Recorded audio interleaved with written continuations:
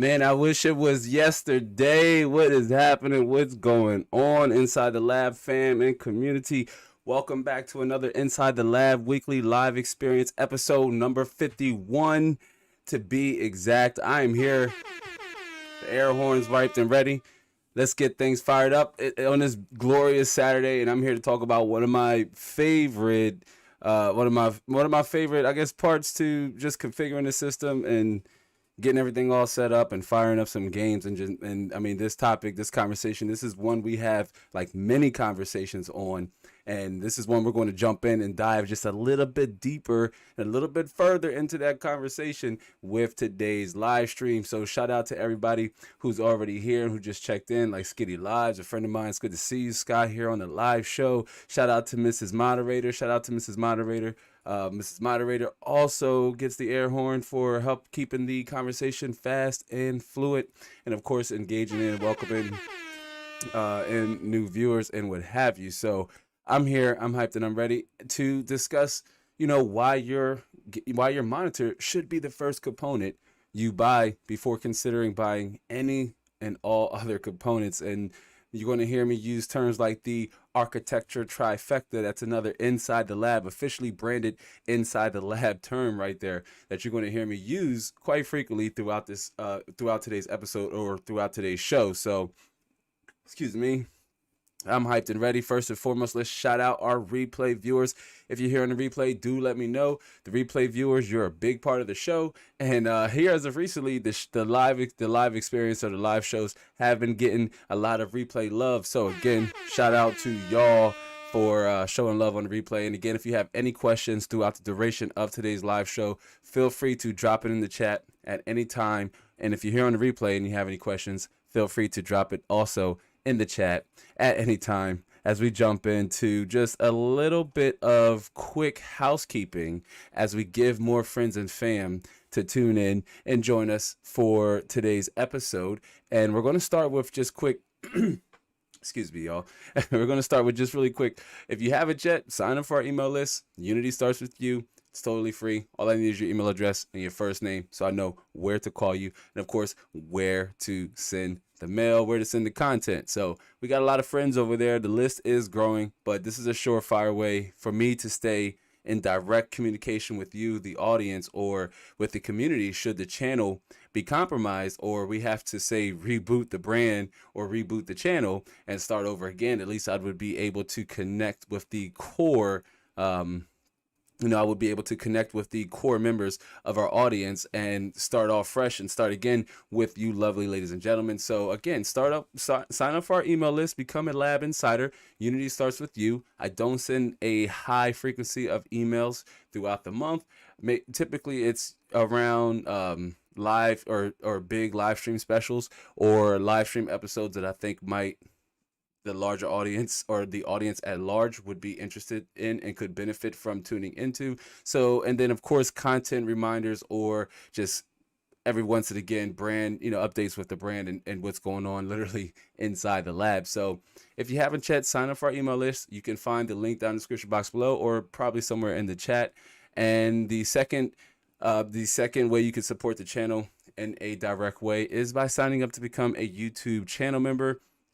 Really fast here, I'm going to play this video. Last time was really low, so I'm not going to be as loud this time, but I'm not going to talk over myself. That's also talking in this short promotion video, but it serves as a 1-minute pitch as to some of the benefits you could unlock and ways it could benefit you from being a YouTube audience member and also a subscriber, and not only a subscriber but also subscribed here at Inside the Lab as a channel member. To the next level with Inside the Lab channel memberships. Nothing's changing with the content our viewers have come to love and enjoy. All things consistent will remain the same. But for those looking for more and interested in supporting the channel, the message, and the mission here, signing up to become a channel member is a surefire way to get started. And regardless of your skill level or interest, there is a plan in place for you here in the membership club. There's tons of super exclusive content, community recognition with loyalty badges that progressively highlights your journey as a club member, and custom emojis and gifts that allow you to stand out as a club member during all videos and live streams. Your ongoing subscription will contribute to new topics and ideas, future upgrades and new gear, and of course, PC hardware for future reviews. But most importantly, you would have my unfading and everlasting appreciation for your support. Sure would. All perks will be delivered exclusively on the community tab and distributed right here on YouTube. Get started now by clicking the join button below and to discover a plan that's right for you. Hope to catch you in the next one.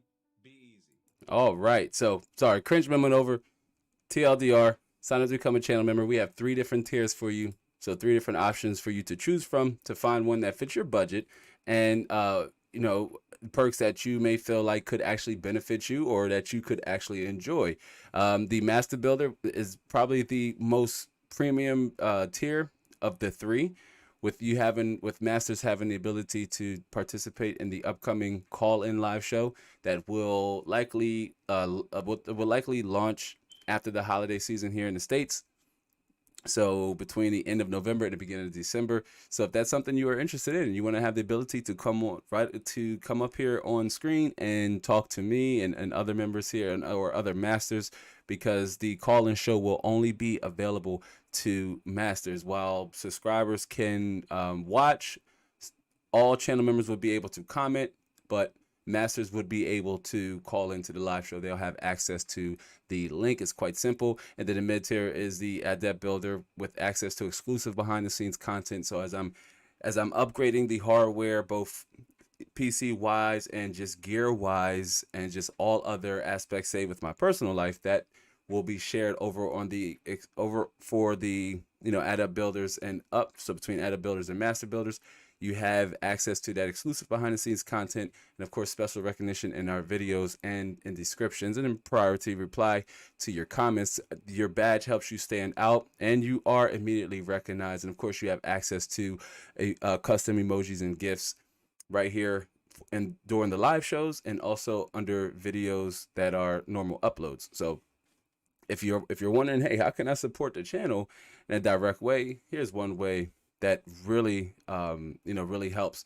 support the mission and support the message, even at the $3.99 tier, but you would still have access to loyalty badges and custom emojis in the comments and live chat. And you would also be able to participate in members only live streams. Normally when we do our pop-up live streams, the chat is open to all, but some in particular, or for like some live stream specials, the chat would only be available to members, while all subscribers, it'll be a public video, but all channel members would be able to comment and engage into the live stream. So, and you would also have access to our private and super exclusive Discord. So if that's one way you're interested in supporting the channel, you can find that link also down in the description box below, along with our email list. There's 2 surefire ways to support the channel and to stay connected with myself. So, all right. Sorry, shameful plug out the way. Let's jump right into the heart of the conversation, starting with what defines the title or subject for today's episode, and that is why you should buy your monitor first, or why your monitor should be the first component you buy. And that is because essentially your monitor is the window to your PC soul and the literal centerpiece to your setup. Now, it should be the first component you buy and one of the ones you upgrade the least often. As hardware advances, video games become more detailed, but your resolution and refresh rate should and will remain the same, right? Now, rather that be on a 1080p or 1440p ultra wide 4K low refresh rate or the otherwise, your monitor should be your most researched, your most scrutinized, and most thought out part of your setup. And now, why is that? That is what we are discussing in today's live stream, of course, while answering any and all of your questions along the way. If this is your first time here, I'm Terrence, your host and operator of this here ride. And let that out the way. Let's just get started. Let's jump right into it, because again, I'm hyped, and I said, hey, I'm gonna try my best. I'm gonna talk, y'all. I'm gonna talk and I'm gonna talk straight. But again, shout out to our replay fam. If you're watching, and again at any point, let us know if you have any questions. But our live shows have been getting a lot of replay love. So I just want to shout y'all out and give you a round of applause for being able to dedicate some of your time to the show, even if you're unable to be with us here live and in full effect. So let's start out with our first point as to why that is. Like, right? Like, why should your monitor be the first component you buy? And it really starts with the type of games you want to play or the type of games you are targeting to play. If you're building a gaming PC, then your experience starts with those type of games, whether that be a first-person shooter, a Twitch battle royale game, or when I say Twitch, I mean like a Twitch shooter like Overwatch or Valorant or something to that extent. Or you might want to play games like Rainbow Six Siege. Maybe you're more interested in playing games like The Witcher 3 or Assassin's Creed, games that are a little bit more graphically demanding and may require a little bit, like, it may require premium hardware, may require you to actually invest a little bit more into your base system because you want to get more out of it. Now, this could change over time, like in terms of your interests and your interest being the type of games you want to play. This could change over time or be centered around one particular game type, like some of the ones I just mentioned, rather a first-person shooter, a role-playing game like The Witcher 3 or Skyrim, one that's a little bit more slow pacing like Death Stranding or something to that extent, one that's a little bit more slow pacing and doesn't really require fast movement or fast action on the screen for you to process and actually like engage and respond to. But that's why it's good to put earnest and good thought here in this area with your monitor. That way you're planning for the games you want to play now, and you also plan for the fact that those games, if there are games that are games as a service, like like Battlefield 2042, which I'm dropping a series of benchmark videos that's going to lead up to one, form of one piece of content. This is going to be fun, y'all. This is going to be fun. It's actually wrapped around, it's wrapped around a new series. I kind of hinted around to it, I believe, on the community tab or over on Twitter. If you're not following me on Twitter, you should be following me on Twitter at Inside the Lab YT. But again, this could change over time. Your games, the games themselves, and the games you are particularly interested in could change, and that's why you should put good thought into your monitor, because I started the warm up by saying that your monitor should be the least often component you have to upgrade to get more, because you're not necessarily getting more performance if you say upgrade from a 1080p 60 hertz monitor to a 1440p 144 hertz monitor. You're just getting a smoother, more detailed experience going from that resolution and refresh rate to that higher resolution and higher refresh rate. And also keep in mind that you have to factor in your actual hardware configuration and how well will it power your monitor.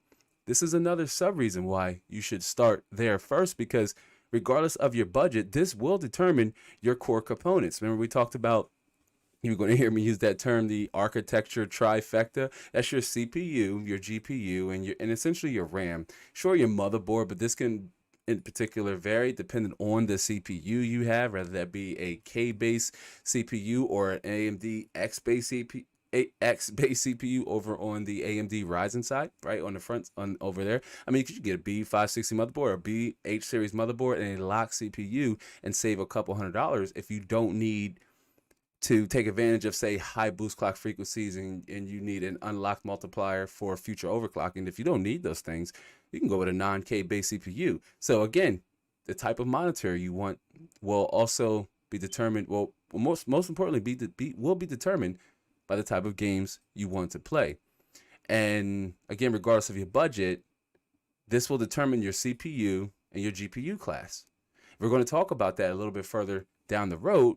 Well, not even further down the road, like actually coming up, because it's so crucial to the entirety of this conversation. Because if you, again, want to play games like Overwatch that benefit from, being played at the higher the resolution, the better. It's one of those games that just scale really well. The higher you can play it, the better. Where games like Skyrim, that's not necessarily the case. Skyrim might play just as well on a 60 hertz panel as it does on a 144 hertz panel.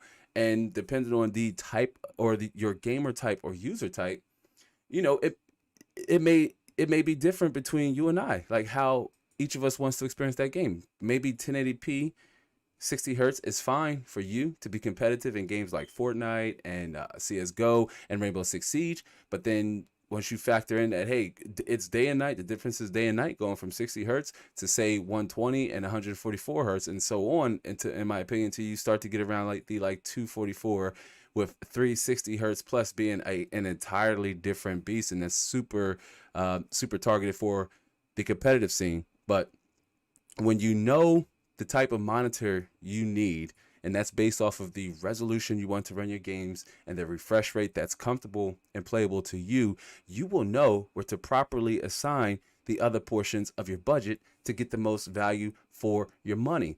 And again, we're going to talk about that because that statement is so critical to your CPU type, your architecture trifecta, your CPU, your GPU, and your RAM amount. Most importantly, with your CPU being the factor for a high refresh rate, like if you want the most out of your game, like the highest FPS as possible, you want a fast CPU. You still want a fast GPU because you have to maintain the load at 1080p. When you start lowering the settings, you start putting more and more on that load on the CPU. So you want your CPU to be fast enough to render or not render, to process that information and that game logic, and then the graphics card can go ahead and then render any necessary textures or actually the actual game. And when you're doing that at a lower setting, you're putting more and more of that work on the CPU. Now, your monitor, we talked about this in the warm-up because I said your monitor is a component you don't want to upgrade or you want to upgrade it as least often as possible. Like your monitor should be your least upgraded part. You want to measure once or measure twice, cut once is the old adage or the old saying, measure twice, cut once. But why you should put a considerable amount of thought into buying your monitor before any other part? Well, that's because games change from generation to generation, and of course the hardware advances. It advances. Use that term loosely, but it advances to keep up as games become more demanding. But your monitor shouldn't have to. If it's a 1920 by 1080p 144 hertz monitor, then your hardware will slowly need to change to adapt to your hardware will have to change to slowly adapt to the game changing, or as newer versions of that game come out. For example, the next Assassin's Creed, God of War coming up on the PC, which I'm super excited for. Super excited for that. But like God of War coming out to the coming over to the PC, if you want to experience these, or say for example experience that game in 1440p, that's the resolution I'm looking forward to playing that. But if you want to experience that game at say 1440p 144 hertz, you should want to buy that monitor now for your setup to experience all your games at that resolution and refresh rate. And then you're prepared to experience future games at that resolution and refresh rate because your hardware is prepared for it, but you've put in that thought first into your monitor. Research the type of games that you want to play and decide on a resolution and a refresh rate that is right for you. It starts with the research. You say, well, Lab, where, how and where should I research my games, right? I'd say, well, it starts with checking out the minimum and the recommended specs for any particular game. Before we did a particular live show where we said use those figures with a grain of salt, and we used Cyberpunk 2077 as an example because it just wasn't adding up. What CDPR was saying, the hardware configuration you need to run this game at these these minimum settings wasn't really delivering a playable experience, with it being horrible on the over on the consoles. Shifter 76 is good to see you, fam. It's good to see you, Shifter. Thanks for stopping into the live show. I believe this is the first time we had the opportunity of meeting, so welcome. Shifter says using the Alienware AW3418 with ROG Strix 3090 and 10700K. Okay, that's it's a dope concept, and I believe that's an ultra wide monitor. I believe that's the 21:9 ultra wide. I believe Cliff, another fellow member here in the community, uses that same monitor, but that's a heck of a setup. RTX 3090 and a 10700K, 8-core 16-thread i7. and definitely will deliver a solid experience with that graphics card. And if my memory sets me correct, that's a 3440 by 1440p ultra wide monitor, an even better or an even better suited resolution for that graphics card.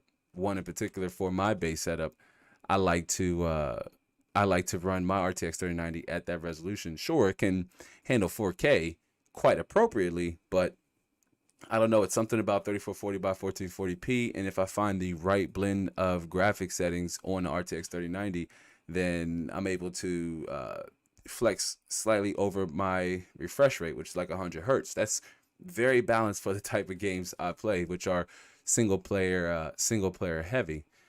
Shifter says yes, it is first build. Thanks. Oh well, awesome. Congratulations to you on your first build. That's a heck of a first build. An RTX 3090 and a 10700K on a 3440 by 1440p monitor. Heck of a setup. And Shifter, you get a round of applause for sharing that with us, your journey as a PC gamer. But awesome stuff. And what type of games do you play, Shifter? And that on that configuration and on your monitor, do tell us in the chat as we jump back over and continue the conversation on why your monitor should be your least upgraded part. And that's because, again, the games may change. The games will get more demanding year after year as they come out. The games will become more demanding and slightly less optimized around older hardware. So your hardware will be the key, the key upgrades to be able to keep up with the advancements of the game. But your monitor should be able to run the games you were playing 6 months ago. It should be able to run those games, and it should also want to play the games you want to play 6 months from now into the future, down the road. And you shouldn't have to, say, upgrade your monitor to achieve the fidelity and the ultimate smoothness and just less less stutters, less screen tearing. You want to research the type of games you play and base your research around the type of monitor that may suit your needs. Rather that be 1080p 60 hertz because you said, hey, I just want to play, Fortnite, or I have an old 1080p 60 hertz, or I don't necessarily like using the term old. I meant to say I have a legacy monitor that I could use, and I don't need to buy another one. I'm totally fine with using my 1920 by 1080p 60 hertz monitor that I had just sitting around, or I picked up a 75 hertz monitor from Target for on sale for under $100, something to that extent, and you just would say, hey, I'm okay with that. I could play some Rainbow Six Siege with G-Sync disabled on like a 1660 Ti or a 1660 or something to that extent, like a GTX 1060 or GTX 1070. I can play 1080. I could play at 1080p those games at that resolution refresh rate. I'd be perfectly fine. I wouldn't have to say upgrade my monitor to get more out of my games after upgrading my hardware.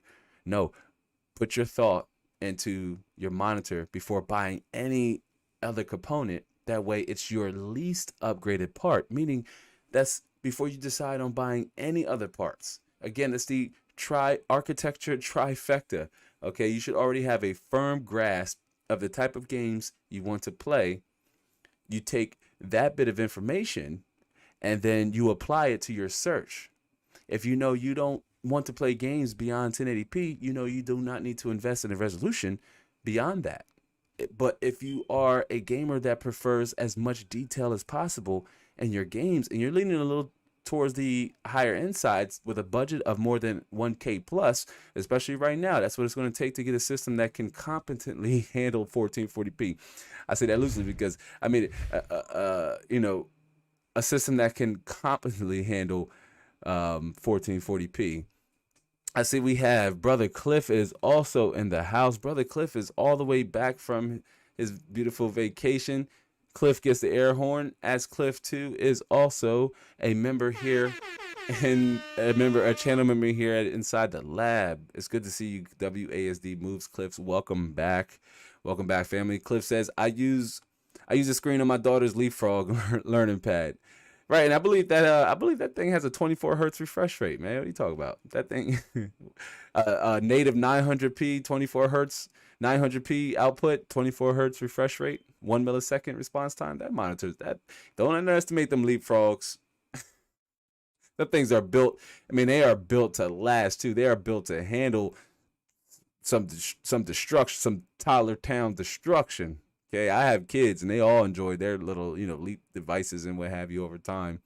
And I'm an old turtle, so those things been around for a while. Shifter 76 says Destiny 2, Forza Horizon 5, COD, a little bit of everything. Yeah, so that Alienware 34-inch ultra wide, I bet Destiny 2 looks incredible at that resolution.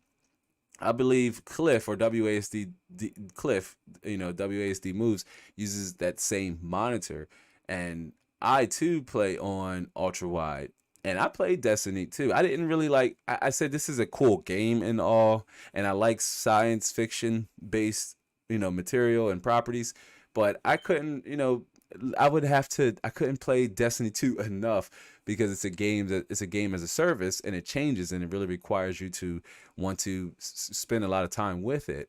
But the game looks incredible, and I played it at 4K. And when I first got I think it was RTX 2080 or 2080 Ti, I played it at 4K, and I thought it looked incredible even then. And the game isn't, it's well optimized. It can, it can run at a higher setting and fully utilize the GPU horsepower to render those frames.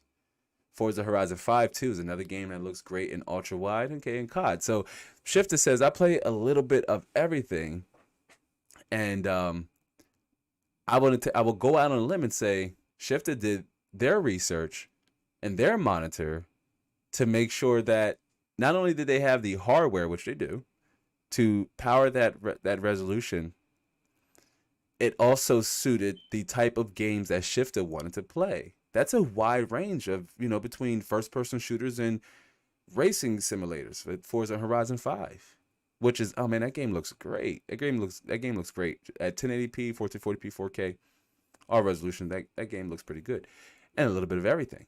But, when you research the type of games you want to play, you know how to plan for the games that are already out, the games that are set to come out down the road, and games that you might not have even thought that you wanted to play, but you want to go out and try. Maybe you catch it on a Steam sale.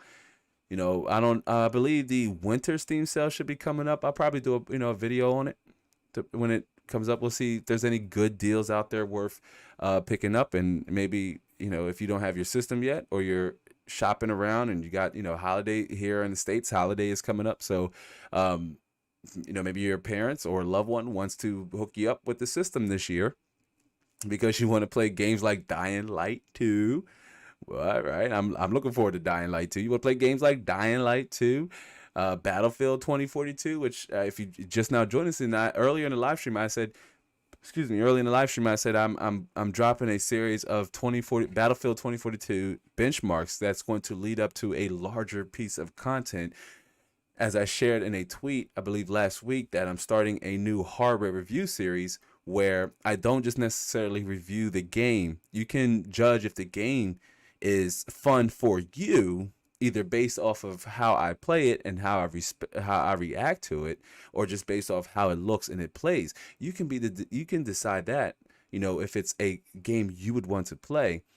But what I also want to scrutinize and stress over is the actual hardware performance of that game, and deep dive into how you could possibly balance your settings in games, or at least some of the popular games that released, like 2042 and Dying Light 2, just to name a few. A little bit of rhyming words, sneeze at you. That's that's so cringe.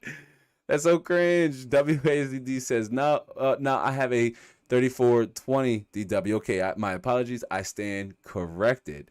And my main laptop has a 1080p 240 hertz IPS. My sister screen for my laptop is an Alienware 25 1080p 240 hertz IPS panel. Now, my new budget laptop is 1080p 60 hertz. So Cliff has a wide a wide range of panels and at a wide range of resolution and refresh rates. And Cliff actually fits a user type that we're actually going to dive in here in the third part of the show. Cliff fits a particular user type that would want to surround themselves with a wide range of configurations between high refresh rate, high resolution, low refresh rate, mid resolution, whatever fits. Maybe that fits Cliff's playstyle. Off the top of my head, I know Cliff. I could just tell from the screenshots you share over on Twitter. Cliff plays a wide variety of games. I always say that word wrong. I butcher it, but Cliff plays a wide range of games as well.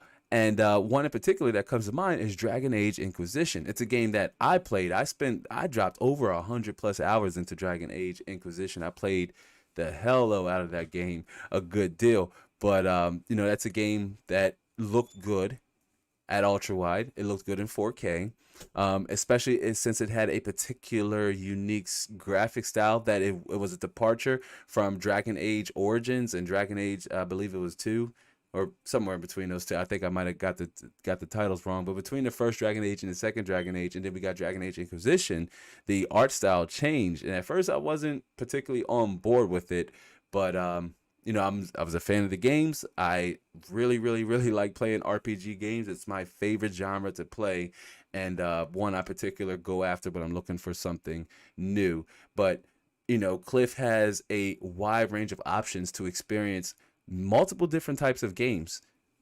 And when you factor in one of the steps that I recommend, that is what? Research the type of games you want to play, because it starts there. Cliff also says I have 3440 by 1440p, 124 FPS max settings, and I'm goading. That's my perfect spot. See, and that right there is the spot to be at, man. That is what it's all about. 3440 by 1440p, 120 FPS max settings. That's one heck of a target. Cliff gets the air horn because that's one heck of an experience, and it does cost a little bit to get there. But when you're ready and you're willing and you're able to invest in your experience as a PC gamer, you will get the most out of that experience when you have the most to put into that experience. And if that's over in the 1,000 plus, I guarantee you, when you sit down and you play that game, let's use Cliff's particular monitor and shift this particular monitor, they're about the same. When you use that resolution, that configuration of high refresh rate, not only that, but it's also a different aspect ratio. It's a departure from the standard 16:9 with its 21:9 aspect ratio. When you have all of that real estate, more pixels, high refresh rate, over 100 hertz, and this is in over 100 hertz. Yes, also averaging over 100 FPS. But when you have that configuration type and you're getting that in the majority of games that is targeted for you, then it is an experience unlike any other. And this is what makes PC gaming worthwhile. Is it worth the money? It's worthwhile. It's worth saving up. So you can see my fingers. It's worth saving up. It's worth researching.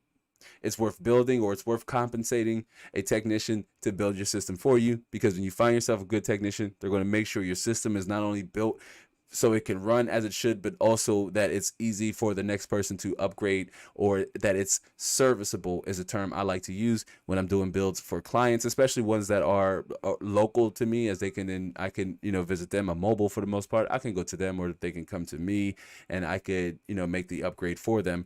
And I do this as a habit because I never know, you never know. I might be that person who may need to go back underneath that hood and make these wholesale changes to the system. So the better, the better the cable management, the better the configuration and the part alignment, then the easier that process will be. But it's totally worthwhile. It's worth the wait. It's worth the money, especially when you're able to have an experience that's targeted, say, around that 1440p, 100 plus, 100 plus hertz, 100 plus FPS experience. Then you're getting something that most people, we are in the minority here at that resolution and refresh rate. I mean, this is an experience not a lot of gamers, let alone PC users or PC enthusiasts, are able to enjoy. It's totally unique. And once I made the switch, I don't want to go back. Even with a 4K monitor, I loosely will go back and play games at 4K. It's something about this resolution and aspect ratio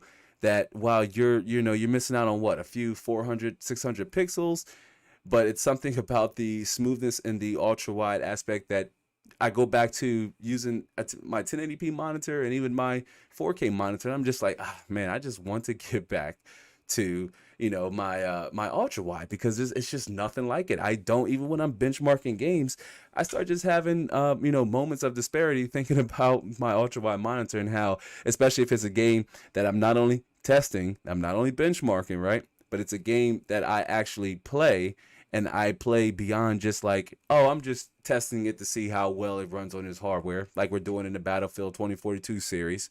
I'm not, no, I'm playing this because I enjoy it. And when I am benchmarking games, once the objective part is out the way, that's capturing the data accurately. And I'm, say, either capturing gameplay, or I'm just trying to test other areas in the map and test other performance indicators with the game. I like to just go back and just, finish out the match or finish out the level, whatever, what have you. And when I'm doing that on my 4K monitor or on 1080p, I feel like I'm truly, truly missing out on the experience, because I'm not doing it on my ultra wide. And that hurts a little bit. That really hurts. Cliff says, I've also noticed that my new card is a bit better at 1440p ultra wide. Is that your 6900 XT, the big dog? Yeah, I bet so. With that, I mean, with that higher VRAM buffer, and even on the RTX 3090, at 24 gig and higher, I'm noticing that this is like this is a good pair. Battlefield 2042 is a different beast, and I'm not going to talk about it a good deal in this video. During this live stream. Do know that after we benchmark the game at these resolutions, we're going to talk about the full review and a separate piece of content, or a separate video. So again, if this is your first time here, first and foremost, like this stream for me on your way in or on your way out, and subscribe. If you're new here to the community, subscribe for the message, subscribe for the vibes. And if you're interested in unlocking more content and taking your experience as a subscriber and a viewer here at Inside the Lab on YouTube, consider joining our channel membership program. You can find that link in the description box below, or in the pinned comment here in the live chat. I do believe I pinned the comment in the live chat. I hate to sound repetitive, but it's so crucial and so important to the mission and goal here at Inside the Lab, and my 5-year journey, if you will. I would say at least 5 to 6 year journey, if you will, as a full-time media, not just a YouTuber. So much what I do does involve YouTube, but so much of also the other side of it is like not on YouTube. And that's just creating the actual content, that's planning the content, researching, doing your homework, understanding your hardware, and setting up audio, lighting, and camera settings, and all that other good stuff. There's so much to it. And I'm on a 5-10 year journey to do this full time, and making sure I deliver, educational and entertaining value to the community and channel members is also a byproduct of that important that important, I guess, that important part of that mission. Cliff says, I wonder if the high core clock on Radeon, I'm almost at 3000 megahertz, and maybe, but I guess if the game is also well optimized under AMD software, it's also probably levying that clock speed, that game engine, or that clock engine even more. Because if you notice, while GPU clock speed definitely plays a factor, if you notice, compared to say a 3090 or 3080, which isn't running anywhere near that speed, maybe 21, 22. Maybe if the cooling conditions are right, maybe the GPU can boost. Or if it's a manual overclock, then you're already considering, up in the fan curve, and you can, push that GPU clock a little further. But it's not running anywhere near 3000 megahertz. But the FPS difference isn't that significant with that faster clock speed. So I imagine maybe if the game has under the hood optimizations for AMD hardware, then it probably can levy that full speed of that RDNA 2 chip, that big Navi chip. Cliff says, every bench I've seen, they edge out on 1080p and 1440p, and being that's my turf, I gladly take an extra percentage. Yeah, and just like you said, that's your turf, 1080p and 1440p, which I'm like right there with you. I like some games feel and will look even sharper and more detailed at 1080p. If you got the right configuration, you can run 1080p like ultra settings.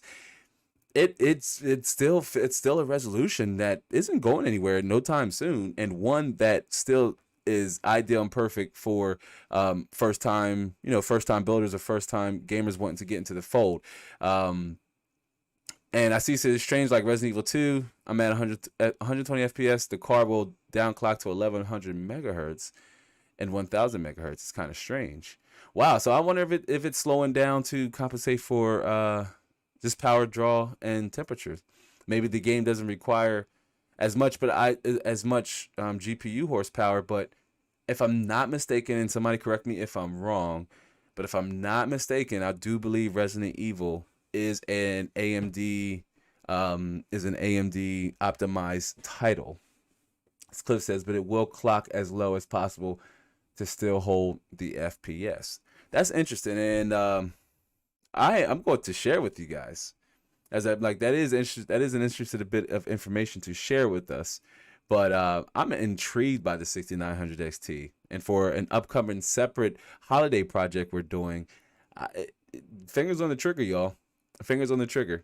What I would do with a 6900 XT and a 3090, well, I'm not sure if I would swap out or say, hey, I spent X amount of time with the 3090, X amount of time with 6900 XT, but I do like the VRAM buffer on the RTX 3090, being that here I want to soon, hopefully, possibly navigate to 4K, doing our VODs or our normal uploads in 4K. Streaming in 4K is slightly impractical in my honest opinion, because most users don't have the bandwidth to keep up, and even myself, I don't have the internet bandwidth to compensate for 4K. I had to yeet everybody off my internet.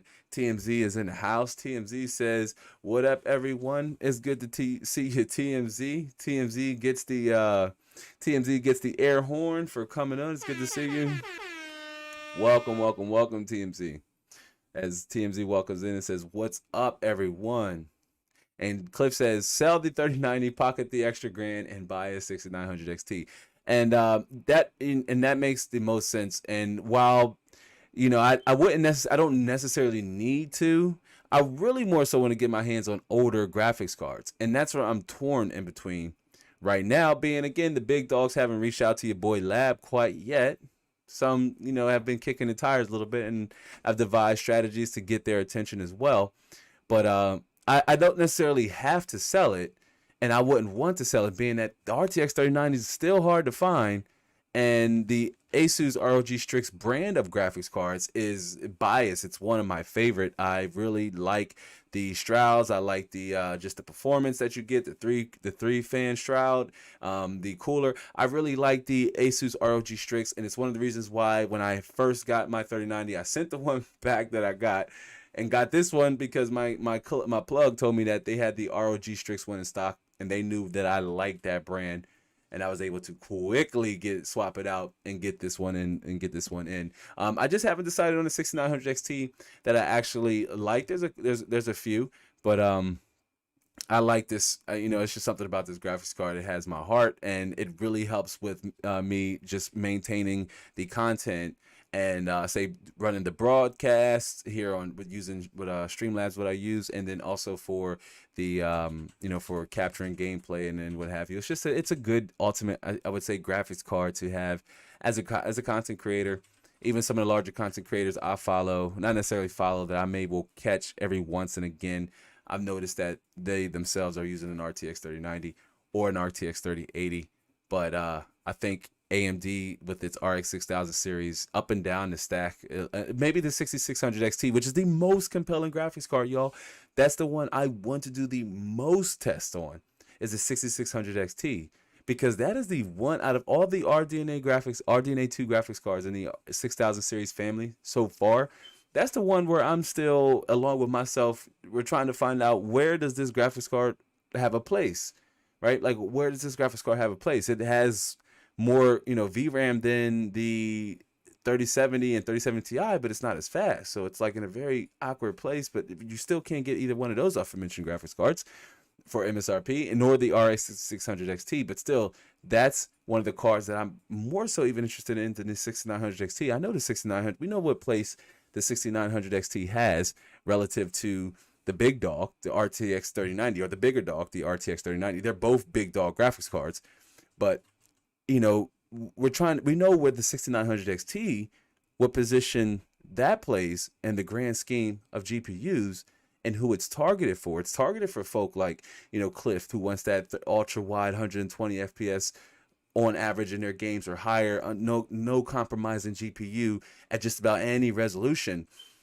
That's who the 6900 XT is targeted for. I think the RTX 3090 is targeted for a similar consumer group or a similar customer base, but it extends beyond that with, say, 8K and 4K content creation and editing and manipulation. 8K, in theory, sounds like a good concept, but it's still very much impractical even right now.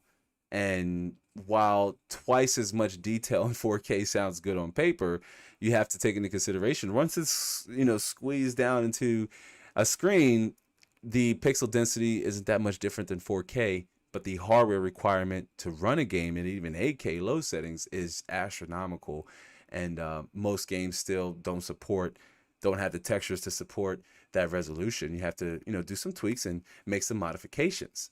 But it's good to see you, TMZ, as we welcome TMZ in. And I want to again welcome you as you good folk, pop into the stream, hit the like button for me, right? Subscribe if you haven't yet. If you're, been lurking, you're like, I'm trying to see what this dude inside the lab, what's he all about anyway? What's he even talking about? Like, what is he even doing?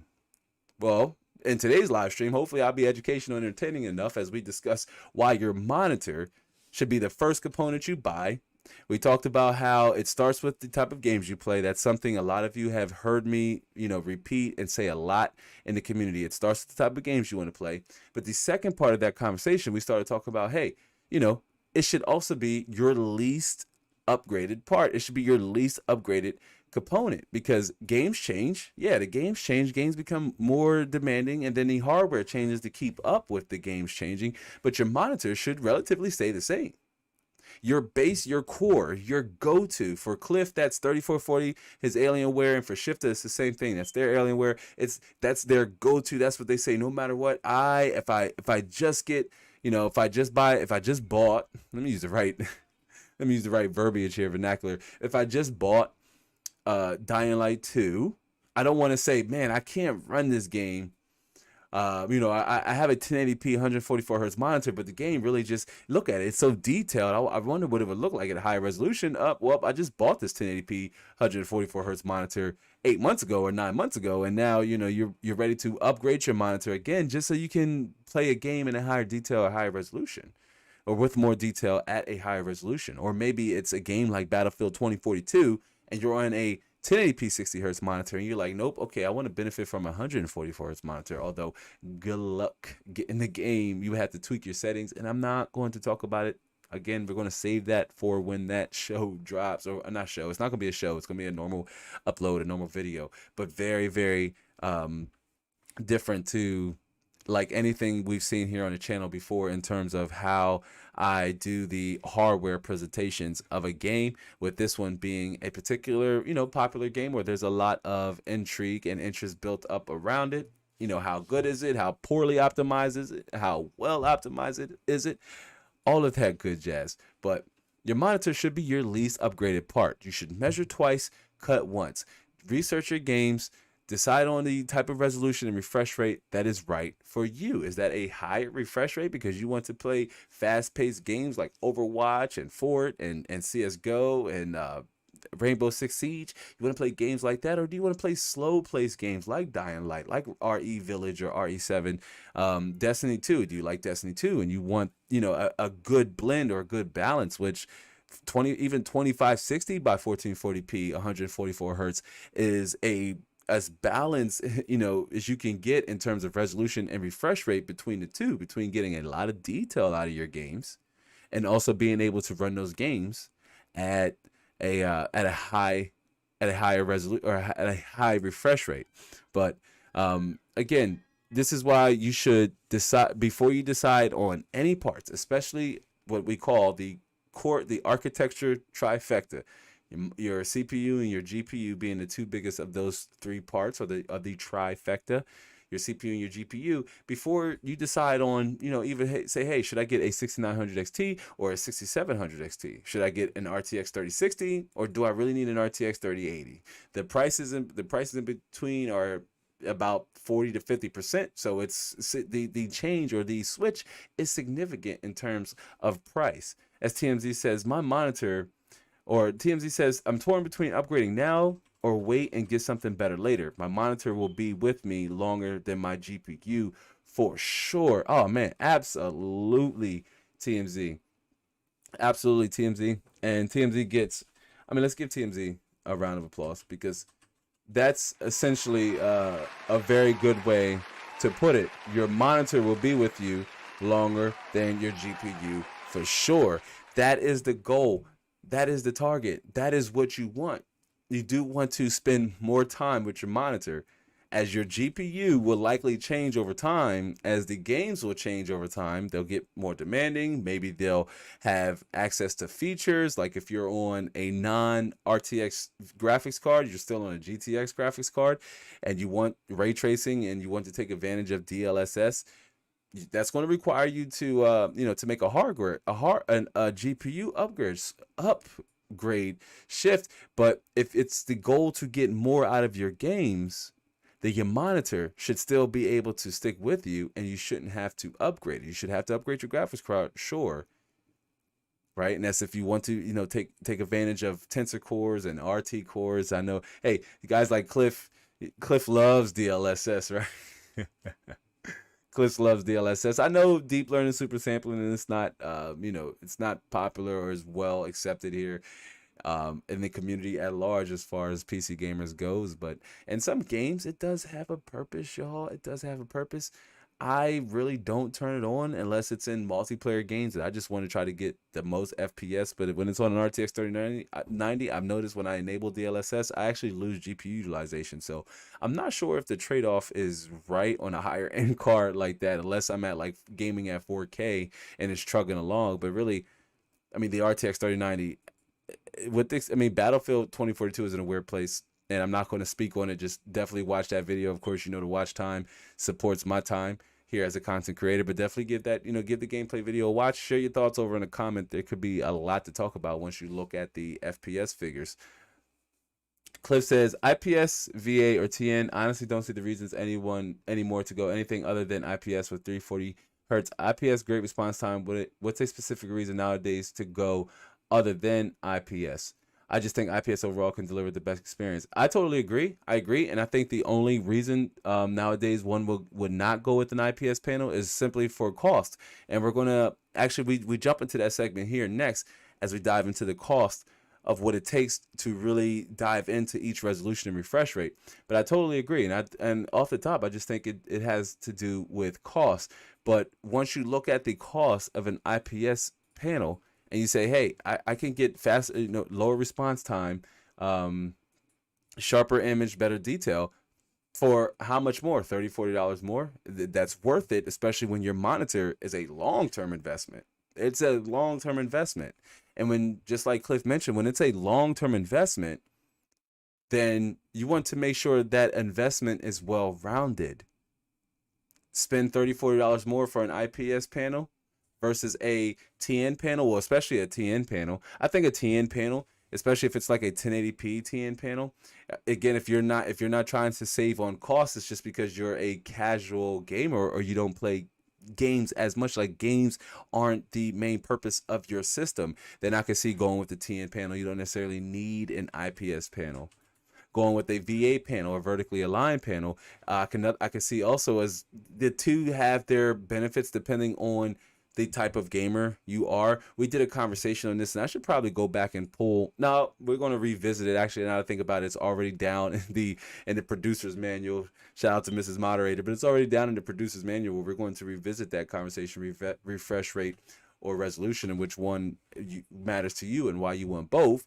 But we talked about the benefits of a TN panel. That's a twisted pneumatic panel. If those of you don't know, that's like one of the oldest forms of a panel type here. And I see we also have Tricyon in the house. Tricyon also gets the horn Triceon gets the horn on this glorious Saturday. It's good to see you, Triceon. Drop it. Go ahead and drop that horn for us one time. Gotta love it. All right, Triceon. It's good to see you, T. It's good to see you. But Cliff says, I just think IPS overall can deliver the best experience. And I don't disagree with that statement. And I think it's important to also note that that's what it's all about, is delivering the best experience, right? Is delivering the best experience. While some of those other panel types definitely can still, deliver a solid experience. But the key word here is which panel type can deliver the best experience. This is especially important for those of you who are interested in fast-paced games like Let me just see if I can get out of my turtle shell and start naming some of them.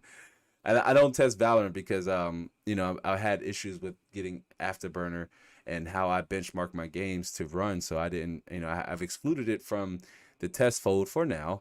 But just know that if you base your system, if it's well-rounded and it's within the constraints of the recommended and minimum specifications, you should be able to run the game just fine. But games like Valorant, Fortnite, CSGO, again, CSGO, especially because CSGO, like, that's an FPS monster. Like, that game just eats FPS, or not eats, I guess it it produces FPS. So you want the most FPS in games like CSGO.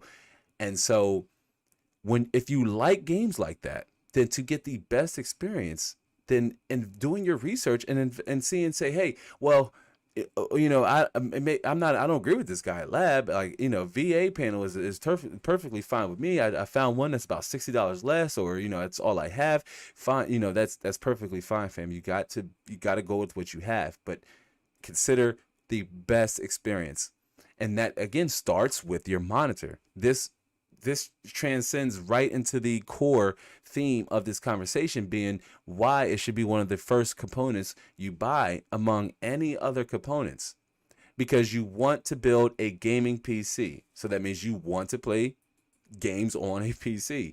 So if you know that that's the first level of thought that goes into embarking on this journey and even starting, that like that's the first thing you said you want to do. Maybe the content creation part comes second. Maybe the video editing comes second. Maybe the streaming comes second, or maybe not. Also, if you do want to stream games, which we're going to jump into, we're going to segue here into in a second into the user types, the different user types, because maybe you want to stream games, maybe you just want to play games. The initial thought, or it starts, the first thought that goes into your head is, well, I want a gaming PC. I want a game PC. I want to build a PC to build games. UGP Vlogs LA is in the house. Oh, Paula, it's good to see you. It's good to see you, Paula. Welcome, welcome, welcome, fellow creator in the house. Over there killing it on that crypto scene. And over there in LA, beautiful California. It's good to see you, Paula. What's happening? It's happening. It's tell me, I know a lot of you, I know where most of you are watching, but if you're just now tuning in, first and foremost, hit the like button for me on your way in or on your way out. It's going to help get this live stream out in front of mad people after it's already aired and while we are still live and getting ready to jump into the third block. But if you can't stay for the full duration, totally understand, totally okay. But definitely do me a favor, do me a solid, fam. Hit that like button for me. Hit that like button for me and subscribe. If most of you haven't yet, if you're lurking and you're watching, subscribe. Hopefully I'll be entertaining, educational enough to earn your subscription. It's good to see you though, Paula. So yeah, again, research it. This starts at the type of games you want to play. And if that's high Twitch-based shooters or games that benefit from having high FPS, then you want a monitor that benefits from a system that's able to output a lot of FPS. You want your monitor to be able to process and render that information quick, smooth, fast, and hurry, and also to register your input to make you competitive or to help you remain as competitive as possible. If you're playing at that refresh rate, then you're likely playing a good chunk of competitive games. I can't imagine Fallout 4 at 360 hertz. Wow. I mean, I don't know. Like, I played that on 144 hertz panel, and I just thought that was, day and night, and that was 1080p, and I just thought it was like, whoa, this is pretty cool. If I played, games that required fast movement and like, precision input, then I would want to play games like Overwatch. Like I believe when I talked to Sparta Rules 1993 is who we did the mini ITX gaming build on. If you're interested in mini ITX gaming build, definitely watch that video. That video is dope. That video is fire. That video definitely should that video should definitely get the air horn, right? That video gets the air horn, the mini ITX gaming PC build. Let it drop. That video gets the air horn because that video is hot. That video is dope. But watch that video because I talked to Sparta Rules 1993 and I said, hey, listen, fam, Overwatch on a 240 hertz panel is gonna like run you. It's going to be it's going to be crazy. And not only will this give you a competitive edge, but coming from a console, the difference is going to be so day and night. You're going to need sunglasses and suntan lotion. As I see, we were just talking about Sparta Rules 1993. Sparta Rules 1993 gets the applause. Let it bring it in. Sparta Rules 1993. Welcome, brother. It's good to see you, fam. Thanks for stopping by. Sparta Rules is a master builder, and Sparta Rules as a master builder gets special recognition among all master builders, gets special recognition in all live streams and programmings. Thank you for being a master builder and a channel member. First of all, Cliff and all channel members, but for those of you in the master tier, thank you for your huge and significant commitment to the brand, and it's greatly appreciated. And I truly appreciate your ongoing contribution to the channel. Master builders, do keep a lookout for the community tab posts with the upcoming schedule or the outline to the Master Builder call-in live show launch. It's gonna be good times and good vibes. I mean, normal subscribers, you'll still get the notification and what have you, but Master Builders will know the schedule and the topic. So to some extent would be centered around discussions that you all pick or discussions that you want to talk about or just loose conversations about this beautiful hobby that we all come to love and enjoy. Love the conversations that's going on in the chat as I switch back here and jump back into the crust of the conversation as we were in the second block of the live show, and that was research the type of games you want to play. This will decide on the resolution and the refresh rate that's right for you. If it's some of the games I just mentioned, like Overwatch and CSGO and Rainbow Six Siege, and you know that those games all benefit from having or being played at a higher refresh rate, not necessarily a higher resolution. That might be reserved for games like The Witcher 3, Assassin's Creed Valhalla, Watch Dogs Legion, Cyberpunk 2077, for example. That might be reserved for games that are like slow burn games like those, but for games that are twitch shooters, for games that rely on precision input, again, and having the most amount of frames not only rendered but processed, because if your system is outputting more than your monitor's refresh rate, then you're not processing those images. It's still your PC is still rendering those frames, but your monitor is not processing those images. If you're playing on a 60 hertz monitor, then your monitor can only process one frame every 60 seconds. It works that way. Sorry about that. I see Cliff with the super sticker. Cliff, thanks for the super sticker. Cliff gets the super sticker wrap. Let it drop. Let it. Thanks for the support. There you go. Fam. Hey. Super sticker from the super fans. Hey, there you go.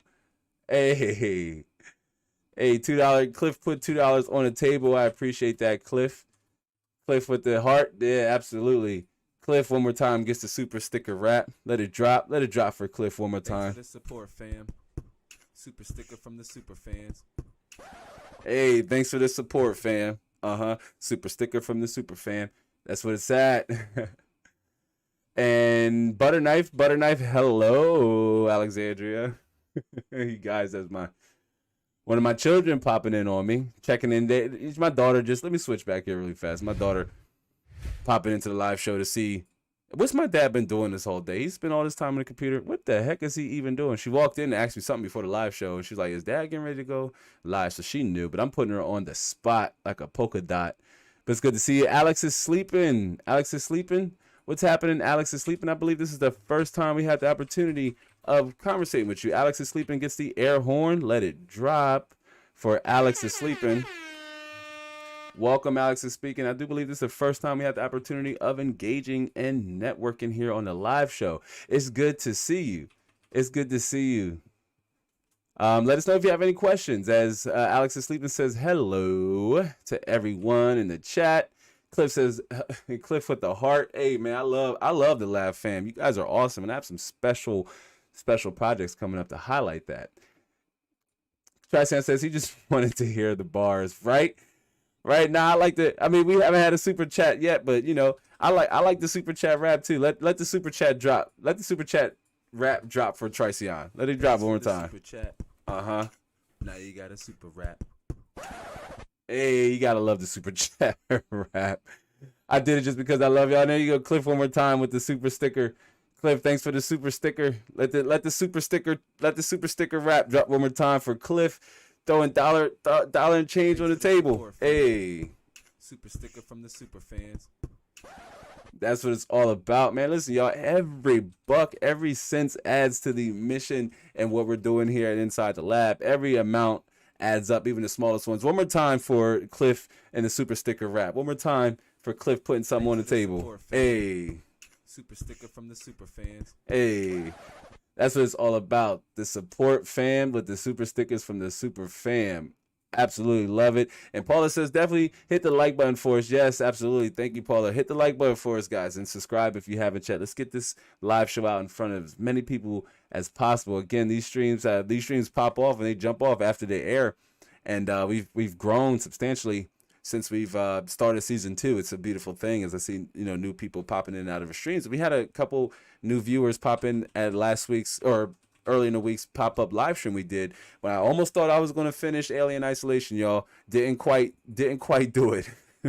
If you haven't seen it yet, even just, you fast forward or watch the whole thing, it was still good times. You could see how I got I'm right there to the end, but I seriously feel like there's maybe another 30-40 minutes left of the game. So for me, being that, lab dad gamer I am, might require another, maybe, another, I would say, 30 minutes or more, or up to an hour for me. But yeah, Butterknife says super sticker wrap. First time I heard of it. Well, Butterknife, I think it's only appropriate. I think your dad could cover your super sticker, and let's or your super chat rap. Let's give Butterknife the super chat rap one more time. Let the super chat rap drop. Hey, now you got a super rap. Hey, and Cliff is celebrating his. Let me scroll up here really fast. Cliff is celebrating his 3 months as a channel member. Awesome to you. Cliff gets a round of applause. Let the round of applause drop for Cliff. Shout out to you, Cliff, for being a channel member for so long, man, and supporting the channel. I really appreciate that. You and all the members really can't wait to open up the floodgates for you guys, especially when we start the call-in live show. It's going to be a great time. It's going to be a great time.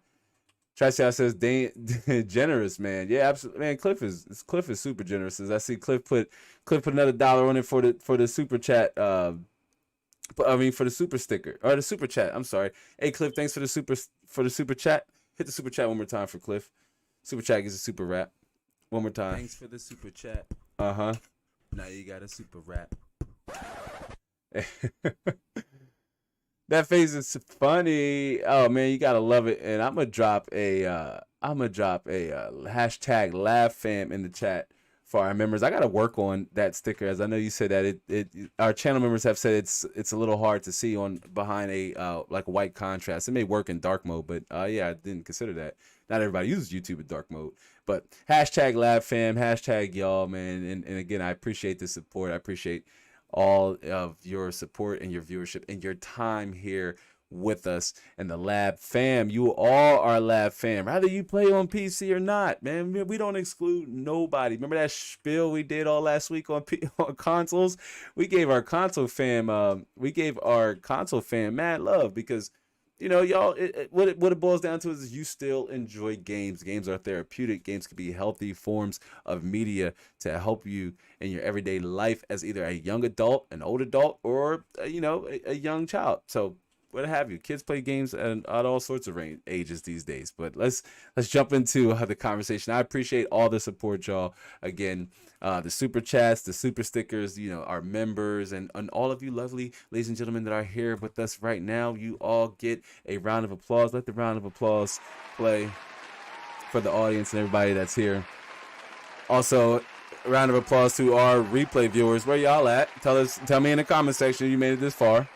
But our replay viewers also get the round of applause, as I know y'all have been watching, and I see the views, and I'm like, wow, this is incredible. Hopefully, the audience is at large enjoying the live show. Man, I put a lot of energy and thought into the live show, and it's still evolving, y'all. I'm making like wholesale changes even as we speak, and it's not even we're just in the beginning of season 2. But I do see, there being like a season 2.5 update, if you will, to keep it very computer-esque. That'd be like probably a season 2.5 update. And, we'll continue to just make changes that evolves the show and enhances the show and makes it just an overall dope, place to commune and hang out and fellowship around particular topics. That particular topic for today's live stream, again, if you're just now joining us, hate to sound repetitive, but hit that like button for me, or hit that liker. We call it, smash the like button, hit that liker, thumbs up the joint. It helps. It really does help with engagement and help spread the mission and the message here of the live show. But the topic for today's live show, the topic of today's episode is, why should your monitor be your first component you buy, or why should it be your most upgraded, or I'm sorry, why it should be your least upgraded part, why it should be the part you put the most focus, the most, you scrutinize this the most, you really plan for the type of games you want to play before you consider the type of hardware you need to play them, right? TMZ made a very interesting point early in the show, where that's Mrs. Zamified. TMZ said, no, but I'm gonna change my my GPU. I'm gonna be with my monitor. I'm paraphrasing. Sorry, TMZ. But TMZ said, I'm gonna be with my monitor longer than I'm going to be with my GPU. Hell, you'll probably be with your monitor longer than you are with your CPU and motherboard, likely. I mean, your monitor shouldn't need to change, but every other maybe 2.5 years, 3 years. If you did your due diligence correctly, if you did your research correctly, and you, before deciding on any parts, before you decided on the architecture trifecta, you thought about and considered the games you want to play, how you want to experience them. High refresh rate, mid refresh rate. I say mid because 60 to 75, and then high refresh rate really is anything over 120, over 120 hertz. But you start to, see that you start to see how much you actually need to invest in your system, and you start to say, or you start to get a firm grasp of how much you may need for your budget. TMZ says, I'm looking for that super fan remix. You know what? Funny little bit of backstory really fast here. TLDR. I actually had four different versions of that written, and I recorded it, and it's all just me doing this right here. Let me switch back here, just really, really, really fast here, not to detract, but it's me just going,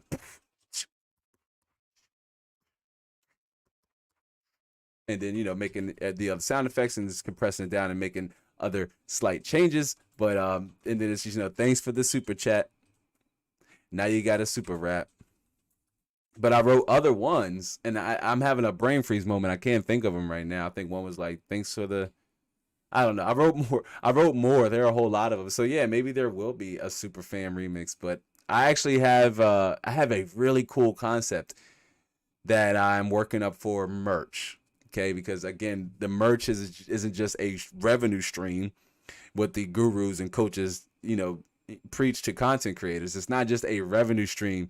The Inside the Lab merch is actually a lifestyle. Okay, it's beyond just swag. So the concept I have is a high value concept to promote and push the merch, and I tell you what, it's going to be a hot concept, and it does involve your boy Lab rapping and even a little bit more. But it's more of like a parody rap, because I am not a rapper. Full disclaimer, I am not a rapper. I called myself doing it when I was young. I rapped a few lyrics I wrote back in the day for you all here on the live stream. If we get to 15 likes, I'll dig up another one.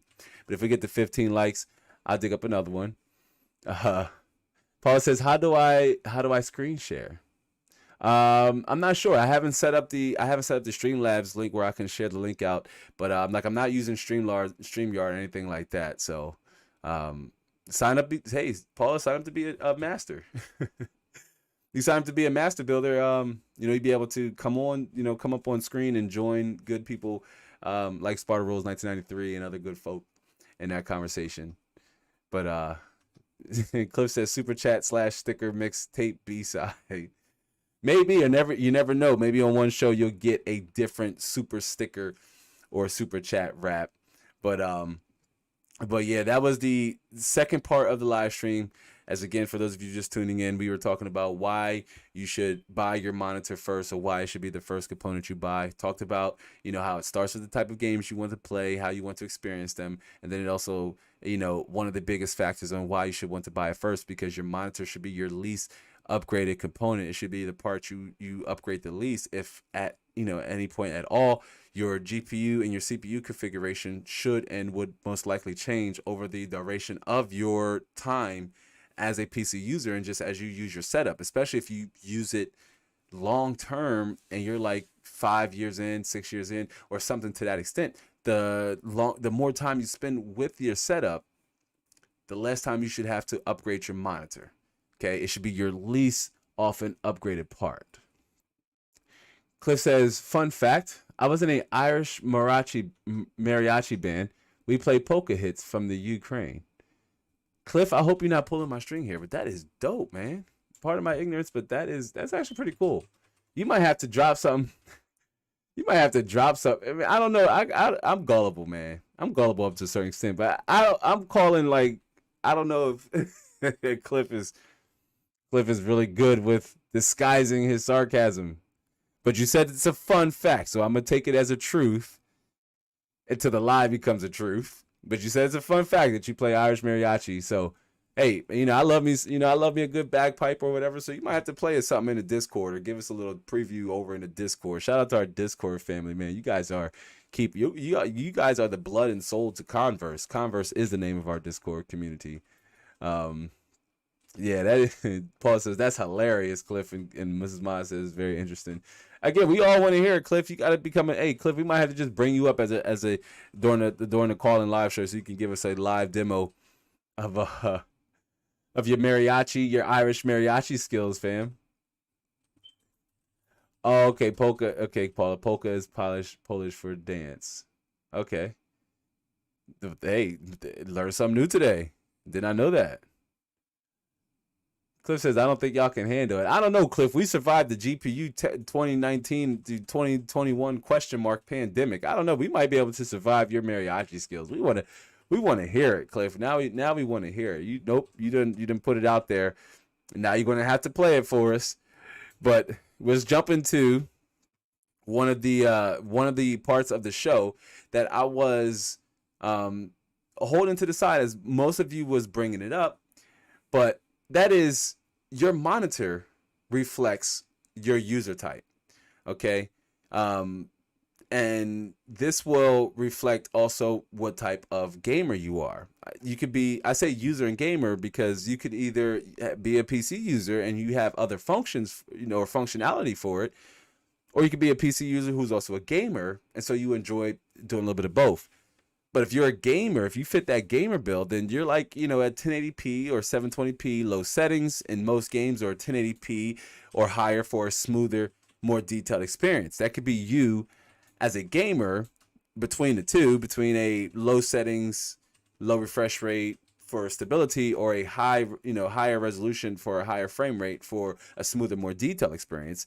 Or you could be a creator where you're more than likely running multiple monitors, or you're running maybe two of the same monitors, or a higher resolution like 4K for sharper color accuracy in your content.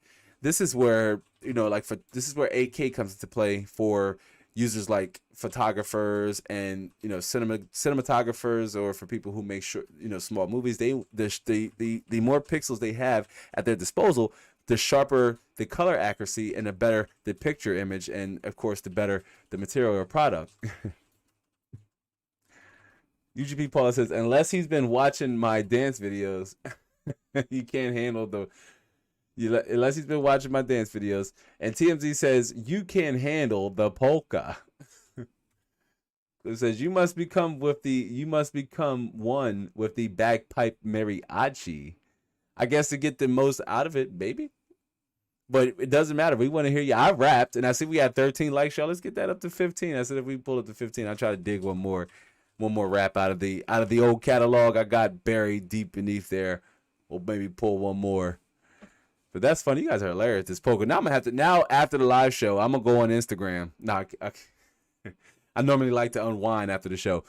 I was just go on Instagram and dance to some polka hits, but I normally when I go live on Instagram, I just pop up. It's like no planned thing, but maybe I ought to make it more planned and just pop up because you could, listen to music and do non-restrictive things over there that I can't do here on YouTube that jeopardizes the monetization or, channel as a whole. Mrs. Ma says river dancing. Oh man, that's even a step further. Like, you imagine river dancing, combine the two, right? Some polka dance hits and river dancing. I'm a little out of my league between the two, but both sound like good times. WZAD says Scandinavian achy breaky heart is my go-to. Wow. And Scandinavian. I would buy a concert. I would buy a ticket to hear it, especially if it's like unplugged. if it's in an unplugged format, I'll buy a ticket. I'll buy a ticket to that. You remember that old? I'll buy that for $1. I'll buy a ticket for that. But what type of gamer are you? What user? What definitive user type are you? Because your monitor will reflect this. Again, if you're a gamer, then you're somewhere along the lines of at least 720p on a 1080p monitor or 1080p high refresh rate, or you're a creator and you're running multiple monitors and you want, 2 or more. Most creators want have 3, 3 for the live setup. Most creators have at least 2. One for, their main monitor for their content, and then the other one to say, maybe for an encoder or for show notes or what have you. Most creators typically have more than one monitor, at least the ones I talk to. But if you're a mobile creator, then obviously you're null and void. But if you have more than one phone, does that mean you have you're a multi-monitor mobile creator? You got an iPad and a phone, you're a multi-monitor mobile creator. Think about that. But you can also be a blend of the two. You can create and play games or play games and create. You can be a blend of the two, and that would be perfectly fine. Maybe your workflow doesn't involve you having to, doesn't require you to have a wireless webcam and have a microphone and just the complete setup. Like, maybe just casually play games on your PC just because you have the hardware competency to do so. But if you're like editing 4K video, then you probably do have a beefy graphics card. If you're a music editor or a music engineer, you probably do have a high core count, fast CPU. And if you have multiple monitors, then you also likely running a dedicated video card. So you would be able to at least indefinitely maybe play games at 1080p. But this is why it's important to factor in the type of games you want to play. Even if that you are one of those type people, or you're in that both blend, and you create and play games, or you play games and create. You play games and you create, then you're like myself, because I play games and the content I create also heavily involves me playing games. Like Mrs. Mod watches me play games and she's like, hey, she's like watching. I'm like, nah, I'm testing. I know it looks like I'm like playing, but I'm more so just really testing the game. I'm not playing it, subjectively. I'm playing it objectively. Like, I'm trying to nitpick and find nuances about it that I could share with the community that could help you maybe make a informed decision on that game based around your hardware not only just being your base system, but also being your monitor, being a core aspect to it. But you can create and play games, or you can, play games and create. Tricia says BRB. TMZ says cowboy river dancing polka sounds interesting. I bet you there's a playlist somewhere with that on there too, TMZ. I bet you there's a cowboy river dancing polka playlist somewhere, and it's probably fire. Like, it's probably not even. Let me switch back here. It's probably not even all that bad. And Cliff says LMAO laughing my Ashburger off. Unplugged acapella, right? Polka dancing, unplugged acapella. Sign me up for it. Like I'd be all for that, and I would be all into that. And Cliff says, "What's Mrs. Ma rocking for her gaming monitor?" Mrs. Ma has a 1080p 60 hertz Samsung IPS monitor. It's even overkill for her needs, being that she's an educator, so she does like a lot of lesson planning and finding and setting up curriculums and what have you, and then will casually play Fortnite at 1080p. It's like the go-to monitor, and it didn't cost no more than $120. And that's a perfect segue into prices. I see we had a few more people join us, and if you haven't yet, hit the like button for me. And if you're new to the channel and I haven't yet earned your subscription, hopefully this live stream, today's live show, I will have been entertaining or educational enough to have earned your subscription, as we are discussing why you should, or why your monitor should be one of the components you buy, one of the first components you buy for your setup. That is, before you even think about your architecture trifecta. Rather that's, do I need a 6800 XT or do I need a 6900 XT? Do I need a graphics card with 10 gigabytes of VRAM? Or do I need a graphics card with 6 gigabytes of VRAM? What type of CPU should I get? Should I go with AMD? Should I go with Intel? Should I go with an 8 core? Should I go with a 6 core? Do I need the 12 core 5900 or do I need the 16 core 5950X because I want to live stream, record my video, have Discord up, and have a music streaming service up at the same time? It starts with your monitor. It starts there, and arguably it ends there. How does it end there? Well, because the moment after you plug everything up, what's the first thing you do? Oh, we got crickets. Okay, I don't have crickets as a sound on a soundboard, but what's the first thing you do? You turn the monitor on. You could build your system without the monitor being on, but to make sure that everything is a go, to make sure there are no issues, you can make sure you at least post without a monitor. If your system turns on and it boots up 3 times and does it again, then you're having an issue there. Quick note: check your RAM. But you don't need a monitor, even just to make sure the system turns on as it should, and everything is working fine. Your power supply unit, everything's plugged in, everything's working well. But you will need a monitor to actually dig into the soul of that PC. I started the live stream off, and I've said this multiple times. Your monitor is a window to your PC's soul. And by just making that statement 30 seconds ago or 60 seconds ago, how the journey starts with your monitor. It starts with taking the type of games you want to play, coupled with how you want to experience them and how much money you have to attribute to this particular component. It starts there. And then how does it end there, Lab? Well, it ends there because the final piece of hardware you plug in, you want that to be your HDMI cord, your display port, right? Your VGA plug, whatever your method of video in and out is going to be. I highly recommend that be DisplayPort where you can. If you can't get around the audio solution, then go with the HDMI 2.1. It's going to, how we say you're not future-proofing, but you're keeping up with the future when you do that. TMZ says, Butterknife says, Ashburger. Yeah, that's how this is how I try to circumvent the YouTube Lord Algo by saying Ash. It's the first thing that came to my mind, and it was so cringy. I'm going to add a womp womp womp on the soundboard, but now that would have been the perfect time to do it. But I'm actually going to do one better, and I'm going to hit you with the fail member sticker right there, Butterknife. And TMZ says one monitor in landscape and the other in portrait is really nice though for productivity. And I totally agree, TMZ.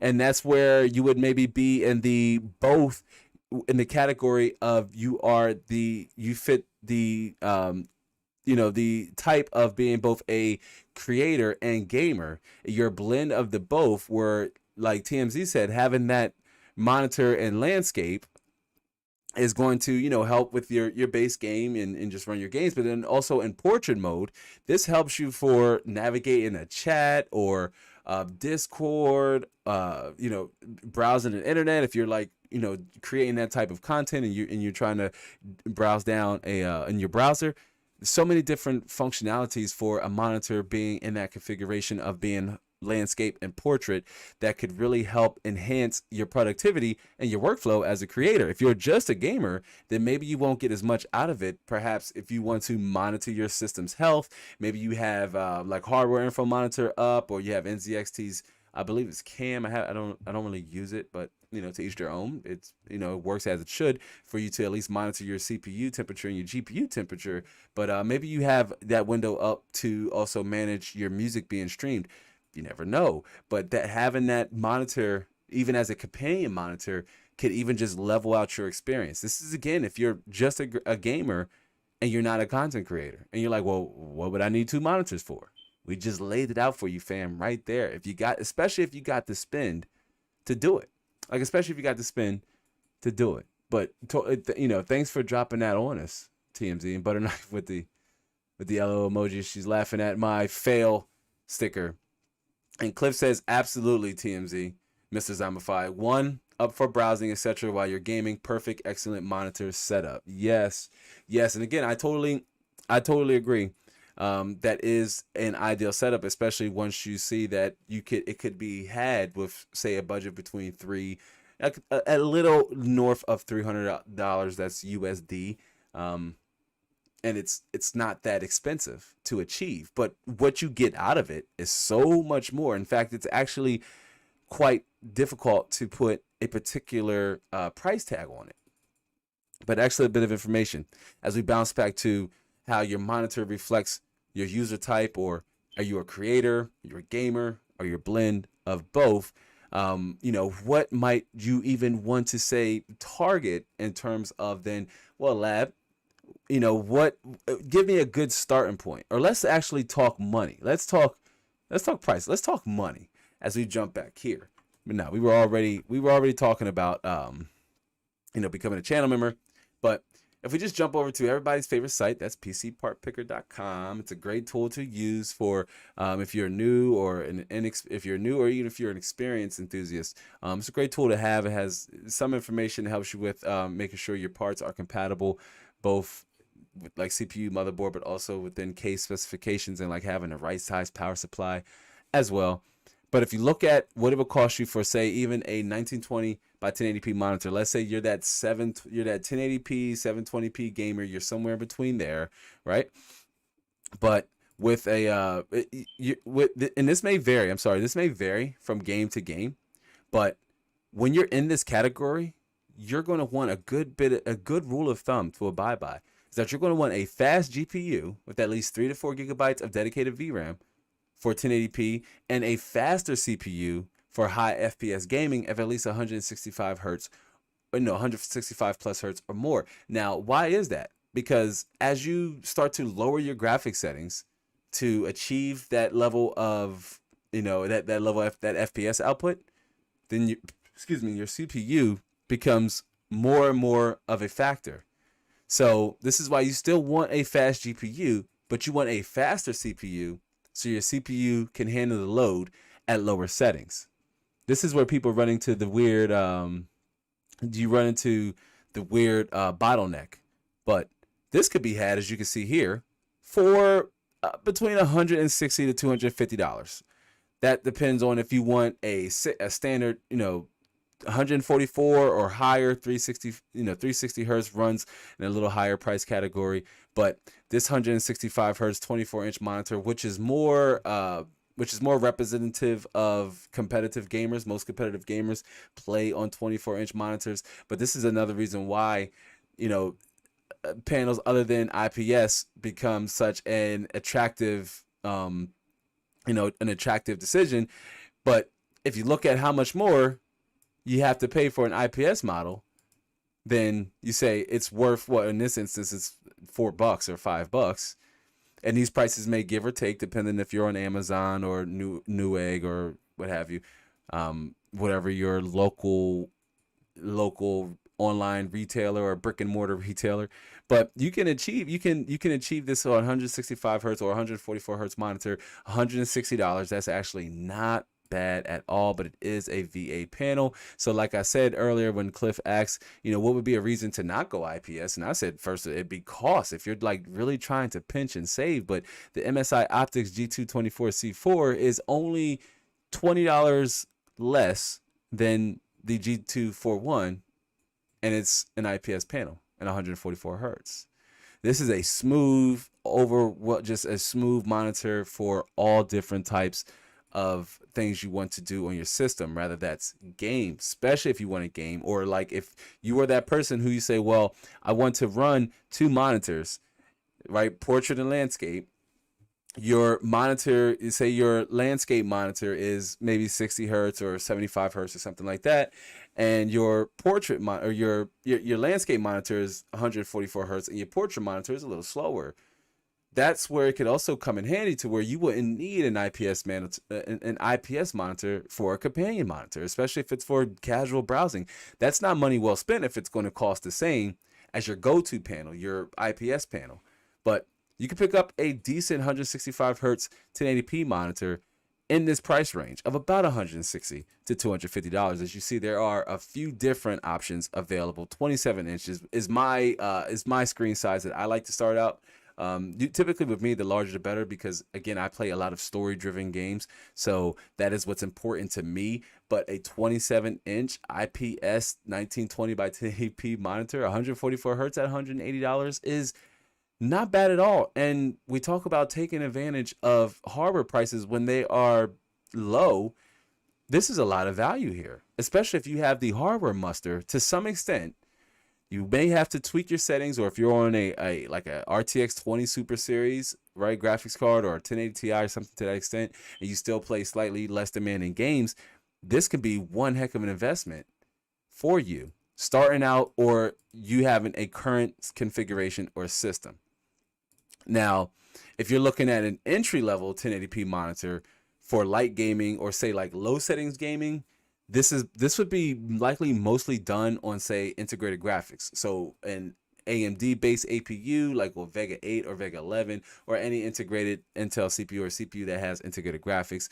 Those, as you can see here, like this Asus, can be had for between $119 to $129. Not that expensive at all. This is why I say it starts with your monitor. If you know you only want to play games at 60 hertz, you don't really have the hardware to turn up the graphics settings, you're going to have to, maybe if you have a 1050 Ti, this monitor here, say 75 hertz is like a sweet spot for you, especially for games like Apex Legends and what have you. Like, this isn't that expensive at all, and why you should want to set out to buy this component first. If you're a 1080p gamer, if you're in that 1080p gamer type, this is why you would want to do your due diligence and research the type of games you want to play, base that around, your monitor.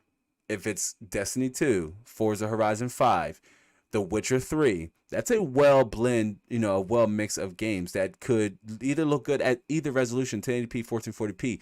What would make them feel different is the refresh rate that those frames, at the speed that they're being processed. So if a high refresh rate means more to you than detail, then you need to make sure you are factoring that in your buying decision, searching for a monitor. Again, this is the first component you should consider buying before your GPU, your CPU. If you've already bought those components and you're just kind of like sitting on them, that's fine, fam. Start now. Start making sure that you are able to, purchase a monitor that's going to pair really well with the graphics card of choice that you've already picked out. Maybe you've already bought your CPU. Maybe you've picked up a bundle, an i5-10600K and a Z490 motherboard combination for $300 or something to that extent. Maybe you jumped on that and say, hey, now I just got to save up for, a decent graphics card, or I'm going to hit the used market and try to pick up a 980 or a 980 Ti for $200-300, and I got a decent system. All I need is 16 gigabytes of RAM, a case, a power supply unit, and some storage, maybe a cooler, and you're good to go. And that's at about like a grand. And then you say, okay, well, what type of monitor then would I want to pair with that? Because you've already bought your components. Well, an i5, you're likely at the 1080p 75 hertz, somewhere along the lines of that. But if you're looking at a higher resolution, like 1440p, then, having a graphics card with 6 gigabytes or more of VRAM is going to be what you want to target.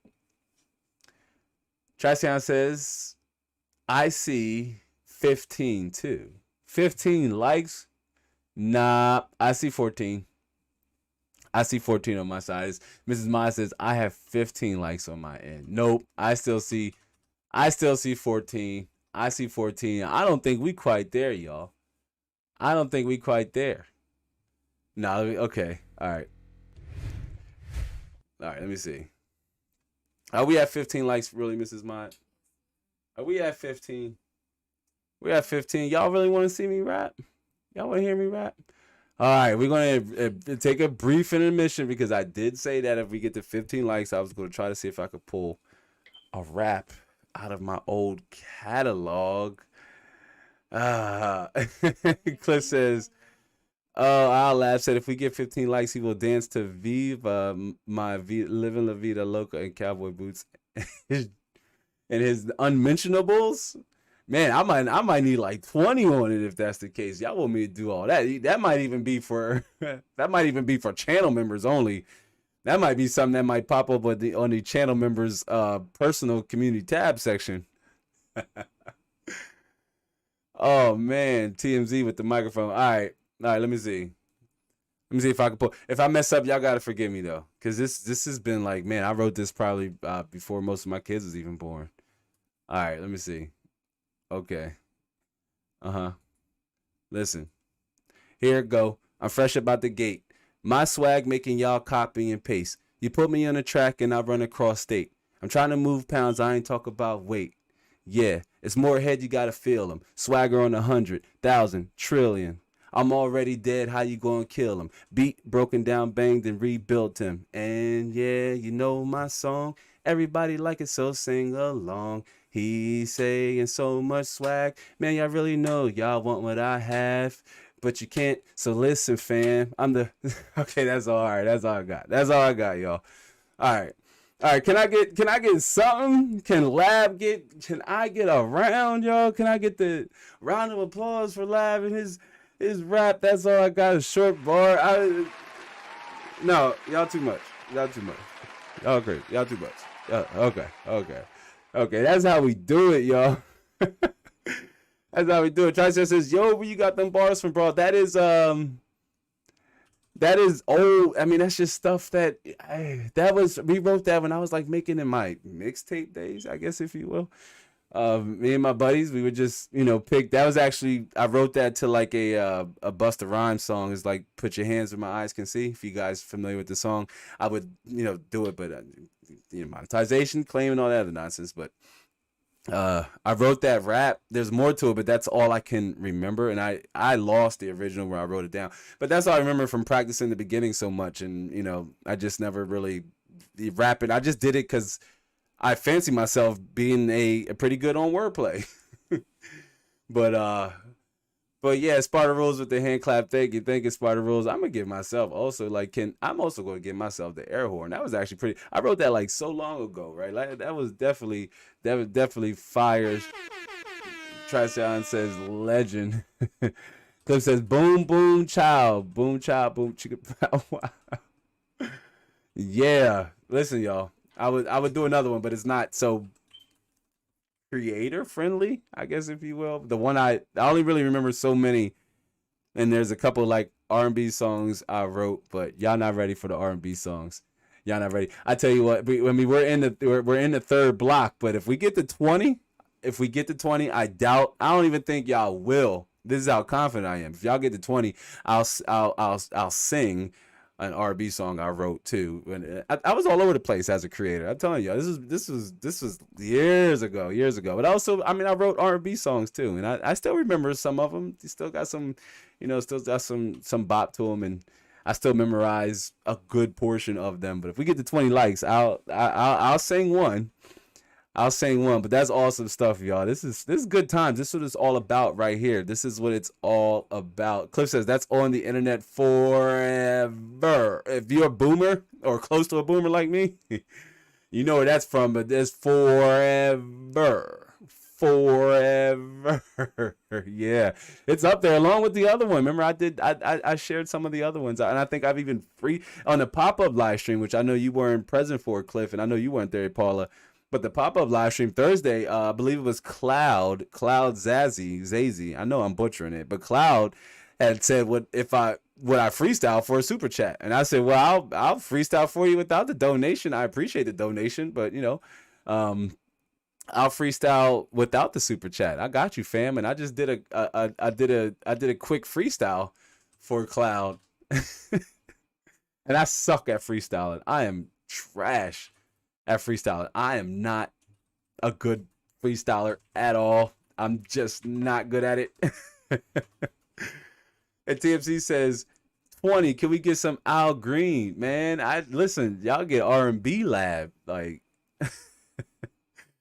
y'all get R&B lab type time. That's if y'all get 20. I don't think y'all get 20. As like I said, we were in the third one, and we're in the third block, and I don't think we'll get to 20. And yeah, that's my daggone smoke detector, and I replaced the battery in all of them, and it's still chirping. I'm like being haunted by it. Like, I don't know. I could unplug it to make it stop, but that just seems counterproductive. So but we're working on that though. It is super annoying, and after I go back and rewatch the videos to check for all the my errors and the thing to point out the things I don't like. I shared a personal Instagram post a while back, which if you're not following me on Instagram, follow me on Instagram. Paula, follow me on Instagram. TMZ, come on guys, follow. If you're on Instagram, follow me so I can follow you back. I want to know what's going on with you as much as what's going on with me. But I shared on my Instagram that I am my own worst critic and one of my biggest critics, and I go back and I rewatch just about every episode or every live stream, every piece of content after it's been uploaded and processed on YouTube and it's all said and done. I need I'll go back and we'll just start breaking down and critiquing like how I hate that I do this, or I don't like that I do this. I wish I would have did this differently. I wish I would have said this differently and what have you. But it's all good. And thanks for Mrs. Ma for dropping that in the chat. Definitely, don't leave now as we're getting ready to swing right back into it. But follow me on Instagram. Definitely follow me on Instagram. Cliff says, I feeling like I need adult favors. Oh, okay. Yeah. The song. Yeah. I don't know. That's a little NSFW, but we got to save that for the Inside the Lab dark room. Yeah. That's next year Patreon level type time. I decided to, let the channel membership cook and we build that up before we expand to the Patreon. But yeah, I mean, Inside the Lab, the dark room is what happens in the dark stays in the dark. That's all we're going to say. But that'll be private, quite naturally, and super restrictive. Excuse me, but let's swing back here. All good stuff. Yeah, 20 likes and I'll call myself singing. Sorry to stutter on you guys, but I'll call myself singing a song I wrote back in my musician artist days. Now I'm a digital, content creator or whatever, digital artist, but back in those days I'll sing a song for you guys and gals. Hint, hint, it was for Mrs. Mod. There goes y'all's inspiration and motivation to get this stream up to 20 likes. The song that I was going to sing for y'all, yeah, I wrote it for Mrs. Mod a while back. But all right, let's jump back. Let's jump back here. Shout out to our replay fam again. Our replay fans probably like, what the heck did we just walk into, or what did we just watch into? The replay fam gets the horn. Let's give the replay fam the horn one time. Let that drop. Shout out to y'all if you made it this far. Let me know, replay fam, where you what you think of the show so far, and drop any all opinions and constructive and destructive criticism is welcome, man. Your boy Lab can take it. I can handle it for the most part. I know I ain't perfect. I know I don't have all the answers. I know I have a lot of learning to do, a lot of growing, all that good jazz. But this is I'm in it for the long run, y'all. Like Coffee Brown.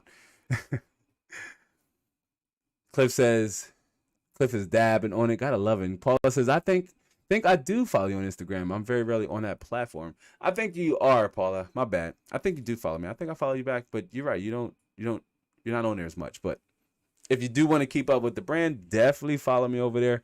As I see, we have more friends and fam to stroll through. If this is your first time here on the live stream, tell me where you watch it from. Hit that like button for me on your way in or on your way out. Let's get this live stream out in front of as many eyes as possible, as humanly possible, through the robots of YouTube. The robots demand engagement. They demand likes, and some of you want to hear my awful online singing.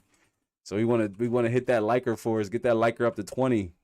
Get that liker up to 20, and I'm sharing that song. Cliff says, nah, but I noticed you have had some great performing videos, Lab, and new subs. So I just want to say that's awesome. Keep on. I know now in YouTube tech is tough, so any progress is great. Big ups. Yeah, I definitely appreciate that. And I've noticed it as well. And I'm really thinking that it has to do with YouTube's push. YouTube sent like a memo out to their creators, and YouTube is ready to push like live content more than ever going into 2022.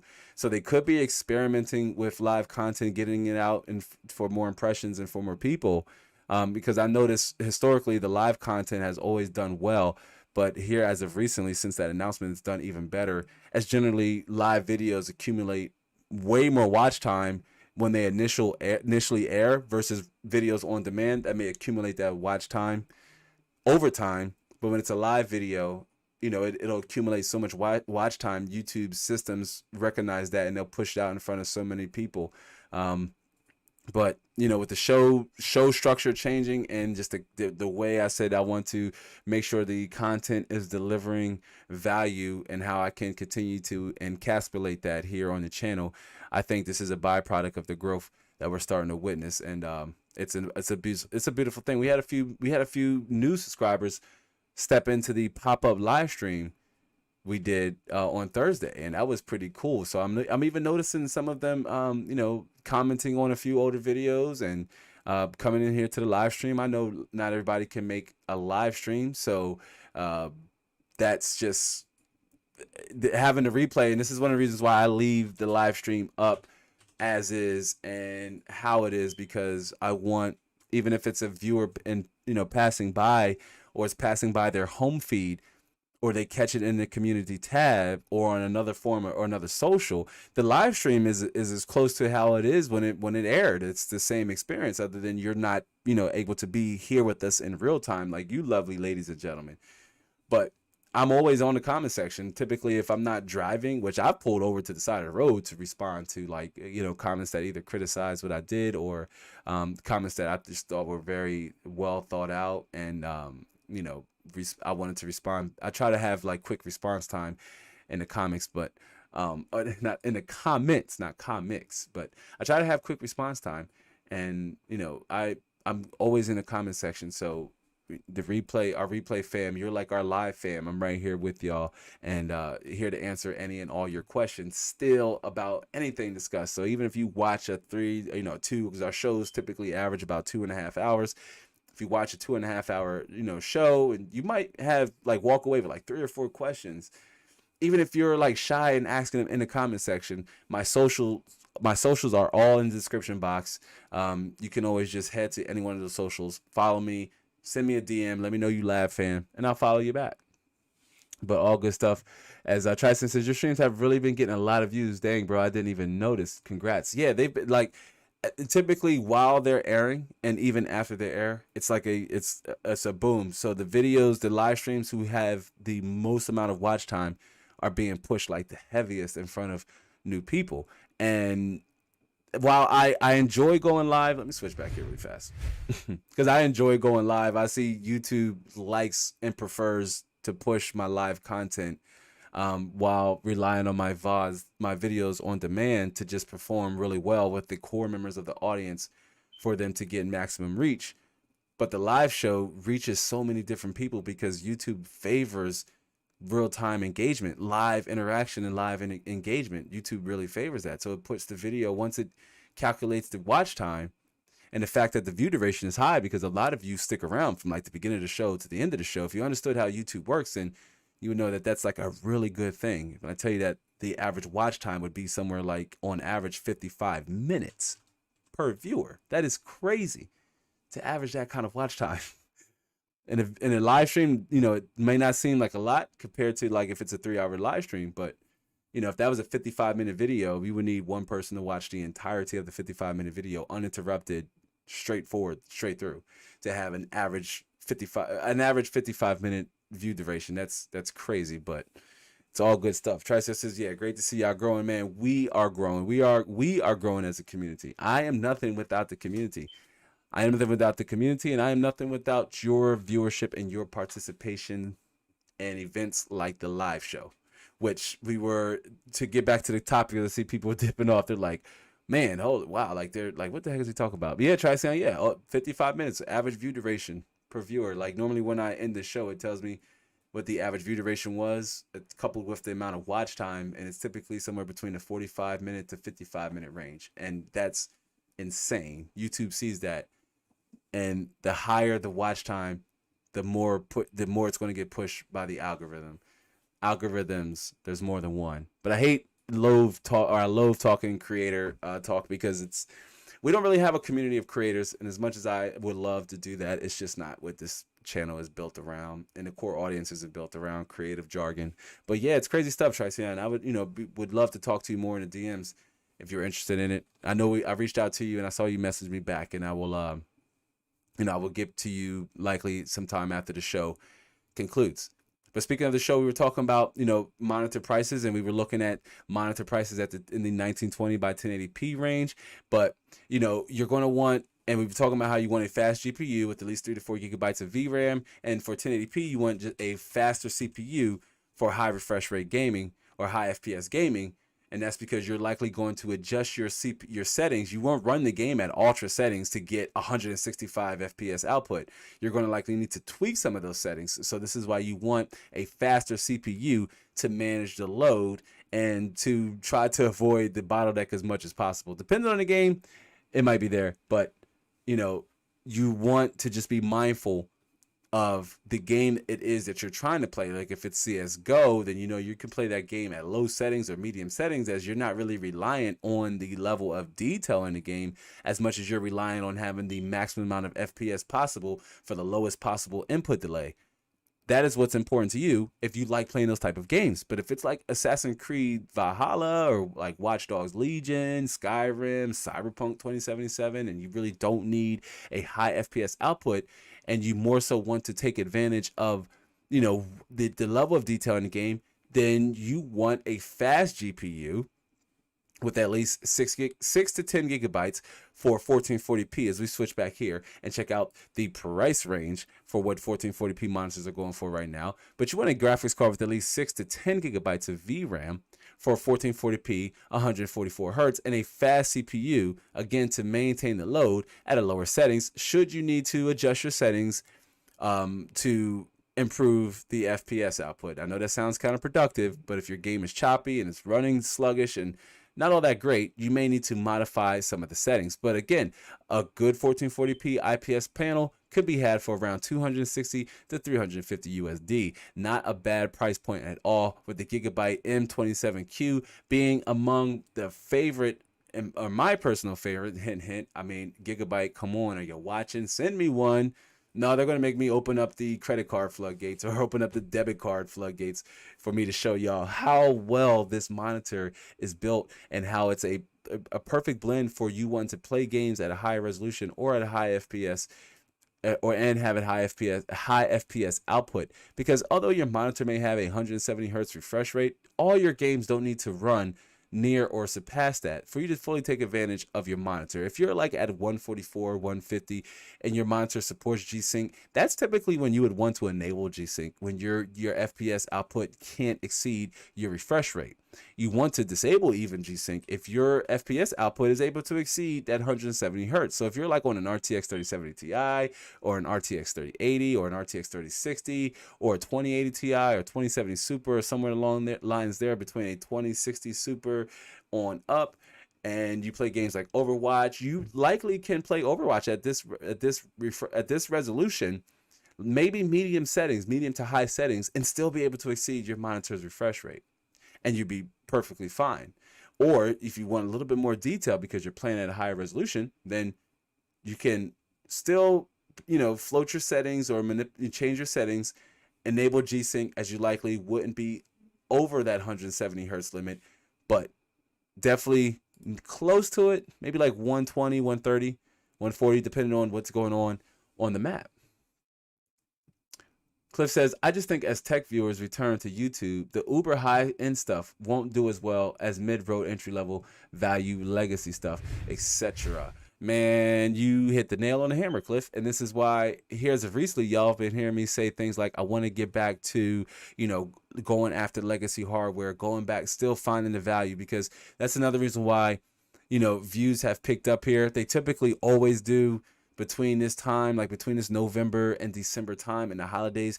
Just, tech views just go, they start to increase. They start to go through the roof, especially when you start talking things like buying. You start talking that buying lingo and using verbiage like purchasing and buying. Advertisers also look for those things, because as users, as viewers are flocking to the platform to look for these reviews or to look for social media influencers' perspective on different hardware or different avenues. Advertisers also know this, so you start seeing more Best Buy ads, you start seeing more B&H ads, you start seeing more other ads related to Newegg. You start seeing more ads geared to that targeted audience as they're coming to this platform more during this time to find those items. But I agree that once things start to slow down and return to some form of normalcy, I think the legacy hardware stuff too will improve and start to pick up more traction and start to pick up more interest. It's what I saw the interest when I first started making videos here on YouTube, and it is what inspired me to want to be a quote unquote YouTuber or make videos, was that value in legacy components, or I was saying used parts at the time. I just started using the term legacy, but with legacy components, there's still value there. And I think for people who don't have those large amounts of money, they can still accomplish a system that can still deliver a solid performance if you have the proper guidance. And that's where I wanted to serve the PC community. While I love the high-end stuff, like I love the high-end stuff, I think that the legacy components and the legacy stuff still very much holds a special place in most of our hearts. And this is why a lot of us have come together here as a community, because we share in that thought. And I think it's a beautiful and glorious, a beautiful and glorious thing. Triceon says, yeah, bet, bro. I would like to talk about it. One of my videos has been doing very well, but I'm not sure why. Okay. Probably it's probably at least 3 core factors. The obviously it's being watched a lot, so it's being pushed a lot. But 2, it's probably something about the title that compels the person to stop, listen, say, oh, okay, yeah, I know I listened to a few of them. Stop, listen, and be like, okay, yeah, I like this. And maybe they want it's music. So the good thing about music is that most people may want to hear it more than once. You may like the mini ITX gaming build video. It's a 42-minute long video, but it's a lot of fun. And in each minute of that video, while it's great, I will honestly admit it may not be a double back-to-back watch. But think about it: a 3-minute long video being played 3 or 4 times by a user is better than a user watching this 42-minute video like once and being done with it. YouTube sees that as a good signal, because they see that your subscribers actually like this piece of content. So that could be one particular reason why it's doing well. But yeah, definitely, my DMs are always open to subscribers and those who follow me. But the Discord is a little bit more personal, which I know, Triceon, you are in the Discord. But I totally agree, Cliff. I think the interest will pick up with the more value-centric legacy hardware. I really do. And I can't wait to get back to that. But we were talking about, gamer types, and if you're at this resolution of 1440p, 144 hertz, then yeah, you want a fast GPU with at least 6 to 10 gigabytes. I say 6 to 10 because you could be on the used market and you could come across a 980 Ti for, 250, 200 if you're lucky, and know somebody. You can meet that person in person. But if it's online, maybe you get lucky and find one 250, 260. You're like, man, this is 6 gigabyte, can handle 1080p, high settings, and maybe ultra settings depending on the game if you want that in your game. And keep in mind, as PC gamers, we have the luxury of choice. we don't have to always run our game in the same way, or we don't have to run our games all in the same configuration. If you play The Witcher 3, you might want to dial all your settings up and be okay with getting about 65 to 70 hertz on your 144 hertz panel, or you can switch it over to Overwatch and turn all the settings down to low and then get like 300 plus FPS and just blow it through the roof. It really depends on, I mean, that's just, it really depends on you, the gamer, but that's a luxury we as PC gamers have that, again, I recommend to not consider it a chore, but consider it a benefit that you have to tailor make, to tailor make the game, or to have the game tailor made to what fits your playstyle. Rather that's, I want to play a slow burn game like The Witcher 3, or I want to play a fast Twitch based game like Destiny 2 or Overwatch. But with the 2560 by 1440p monitor, fast GPU, at least 6 gigabytes or the 6 to 10. So if that's like a 3080 or, you know, an RTX 2080 Ti, if you can pick one up on the used market, $600-700 probably is what it'll run you, somewhere between there, maybe even more, depending on what market you're actually on. Obviously, if that's the largest one being eBay, it's going to be a little bit more than that. There are people on there who want to take still very much advantage of the situation, and that just still is a total drag on the industry. But we're going to make it through the tech demic. As I see TMZ says, I gotta take off, see everyone later. Yeah, it was good to see you, TMC stopping by for the show, letting us know he's rolling out. Excuse me. TMZ gets round of applause once again. TMZ, Mr. Zombified, thanks for stopping in and hanging out with us on the live stream. Again, if we get to 20, you're going to miss me singing, but we'll let you know if we get there. I don't know if we'll get there, TMZ. But I appreciate you stopping by. But for 1440p, fast GPU or faster GPU and a fast CPU, you still, you know, you can get by with like an R5 or an R5, Ryzen 5 or an i5, especially like if it's a 9600K and up, so like a 9th generation i5 or a 2600X or a 3600X on up, you could get away with that there, especially if detail is what you're targeting with your system. But for the most part, your GPU will be the bottleneck. Therefore, you want to make sure you have the appropriate amount of VRAM to run the game. Even if it's in like low medium settings, you'll need a graphics card with at least more than 4 gigabytes of VRAM, and this will allow you to still very much load up games like The Witcher 3, like Assassin's Creed Valhalla, not games like, you know, CSGO, Rainbow Six Siege that may not have a lot of VRAM requirement for at a higher resolution, especially once you start to dial up the level of detail in the graphics, but more so for when you want to run graphically demanding games and they have higher VRAM requirements. You want to make sure you have the appropriate amount of headroom to cover that. So this is the price range for 1440p, and again, you can pick up a decent 1440p IPS monitor. I like this Gigabyte M27Q. Y'all keep hearing me say that as if you might get a notification for a, you know, as I start to break into monitor reviews. Monitor reviews could be coming.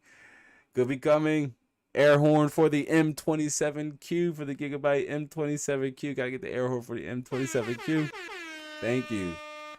$279 for 170 hertz 1440p IPS monitor. This is going to provide you with an experience that's going to be through the roof, as so long as you have the appropriate hardware configuration to power this resolution and refresh rate. That is with a graphics card with at least 6 to 62. We better a 62 gigabyte graphics card with the VRAM. Holy cow! I think we're like probably the VRAM would like explode as soon as it goes to store a piece of texture or something. Cliff says, any of you peeps looking for an i5 9400F? I might. Cliff, let me hit me up on the Twitter DM. Although I have a nice, hit me up on the DM. We could talk, especially if I could find a Z390 motherboard or a Z370 motherboard on the low. But I might know somebody who that could benefit. But let me know. I might could buy it off you, take it off your hands. But if you want to take it a step up and to the next more common resolution, that being 4K, you know, that's 4K editing, 4K gaming, recording, etc., then you want a GPU with 10 gigabytes or more of VRAM. Really, your CPU isn't as much of a factor, but you still want to be somewhere along the lines of a modern CPU. But your graphics card will be the biggest factor here, especially if you're editing video and recording your gameplay. As your graphics card will also need to take account for the textures and things that it's storing and rendering, and also recording the gameplay. So for a 4K 60 hertz monitor, this could be had for about 300 to 400 USD. 144 hertz, prices start to creep up in the 50 to 60, almost 100% range. Asus ROG Swift, we're looking at you. Before a decent standard 4K 60 hertz monitor, that could be had for around $300 to $400 if that's something you really want to get the most out of your game. So if that's you, then you're kind of in that blend or you're just like a gamer that wants the absolute most detailed level of quality in your games. You say 4K is for me. I know it's super niche or super niche, however you want to pronounce that word. It's super niche and super niche, but this is how I want to experience my games lab. Like I have an RTX 3080 or a 3080 Ti or a higher end RTX 30 series graphics card, or I have a higher end RX 6000 series graphics card. I have an RX 6800 XT or a 6900 XT with 16 gigabytes of GDDR5 memory, and so I want to get the most out of my my games that I possibly can with this graphics card. Then you could say, well, 4K might be the way for you. As Tricean says, nah, I don't need that, bro. Nah, not you, Tricean. Definitely not you. Unless I don't know if you're talking about 4K or talking about the 9400F, but no, not you with the 9400F, but yeah. Cliff says you need a 10900K, huh? Do you, huh? Well, but you know what? I don't know, because I'm actually probably going to get a 12700K to do unrelated, personal stuff on. So, I have my personal rig, which the 8-core 16-thread 9900K is fine for now. It blows my 1080p edits through the roof and out of the water and out of the ballpark. But if I see a 10900K for like north of 400, 350, then I would be eager to pull the trigger, especially because Z590 boards are starting to come down in prices, especially Z490 boards. Oh, unless you were talking to Tricean. Tricean says maybe, perhaps, kind of depends. Tricean, what games are you playing now? Tricean, when I first had the opportunity of linking with you, I know you were part of my ignorance, heavy in Fort, but what games are you playing now? But I looked at benchmarks with the 12700K compared to the 10900K, and man, what is Intel doing with this unique structure of cores on their 12th generation Alder Lake chips is beyond me. But it doesn't matter. I'm going to get one here to pick up and test. But the i5 12 600K being the most interesting, because it is performing faster than a 11700K and even a 10900K, at least in games at 1080p. So that's that. But that's a whole nother conversation. But for 4K gaming, again, you can pick up a monitor in between $300 to $400 if that's something you really wanted to explore. 4K gaming was your thing, or you have a console, that's a companion console, that like an Xbox Series SX or an Xbox One X, and you also want to use it for that too. Again, you could pick up a decent 4K monitor. The AOC is a pretty decent brand, but AOC has a IPS 60 hertz 4K monitor for $250. Just know you may pay a little bit more. So if 4K is something you really want, and even if it's to say, well, I want a 4K monitor and a 1440p monitor, I mean, that's an expensive setup, but to each their own, and you very much could be well within your right, especially if you have a higher end graphics card like the RX 6900 XT or a 6800 XT. Tricean says, maybe, perhaps, oh, I'm sorry, not for that. Tricean says, I'm barely playing anything nowadays, but I have been playing Forza Horizon 5 and Battlefield 2042 a very small bit. I've played like 10 hours of Forza, maybe 2 of Battlefield since they released. Okay, how you liking Battlefield 2042 so far? I dropped a few benchmark videos, but again, I don't think you were here earlier for that part of the live stream, but I said that those benchmark videos are going to lead up to one larger piece of content. There's a lot to talk about with Battlefield 2042's optimization, but I'll save that for that video. But there is a lot to talk about with Battlefield 2042's optimization.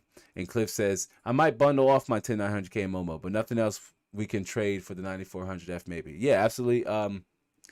That conversation probably seems aching to, it's destined to be in the Discord. So we can definitely, maybe even I'll set up a room for barter and trade. We can talk about that there. But absolutely, I'd be interested in that. Definitely have a few people hitting me up for. I mean, again, it's that time of the year, y'all. It's that time of the season. But for 4K, again, you're looking at least 300, maybe a little more, taxes involved, but you're looking at between $300 to $400 for a decent 4K monitor.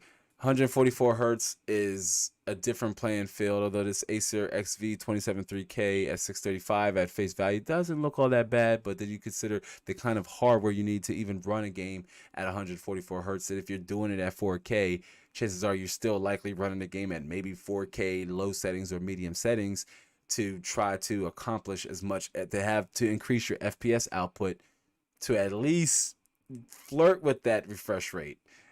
All right, even if that's on an RTX 3090 or a 6900 XT. Some games, like you saw in Alien Isolation, I was over 144 hertz. I mean, that's at 3440 by 1440p, but at 4K, I imagine it's probably the same thing. If we were like in the high 200s, low 300s, and 4K is probably like in the low 200s, high 100s, something like that. So that would be like a solid experience. But games like Dying Light 2, I don't know. You probably would need to you would need to adjust some of your settings and compensate in some areas.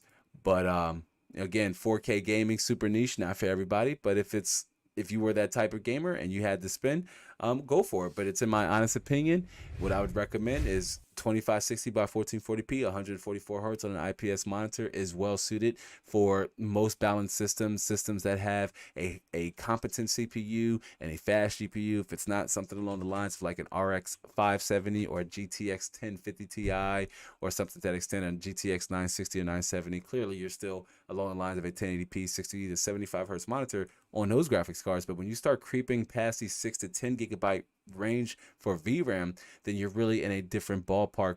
You're either in a higher setting category or you're at a higher resolution, slightly higher refresh rate to get the best experience and most out of your games. But what's important here is that you stick to your budget, you follow your needs, and your expectations will guide you. Remember, this is a journey, and so it's as much as about the path as it is the destination. Because you see, I believe in your monitor delivers your gaming experience and it defines your PC setup. First, you get the monitor, then you get the parts. Then once paired together, it hits the mark in performance that your budget is best targeted for. This is why you want to stick to your budget, research the type of games you want to play and let that decide the type of monitor that will fit and appropriate your play style. Is that competitive games, or is that more of a single player kind of game? I like slow burn games like you mentioned, Witcher 3, Skyrim. Maybe it's more along those lines, right? Maybe you find yourself in that category.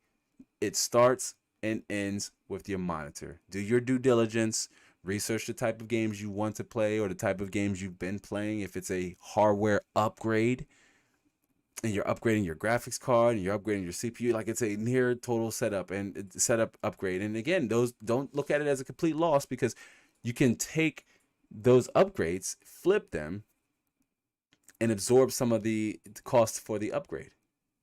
So if you're upgrading your graphics card and your monitor at the same time, then whatever you're upgrading from and the monitor you're upgrading from, consider selling at a bundle price to at least maybe get 30% of that cost back.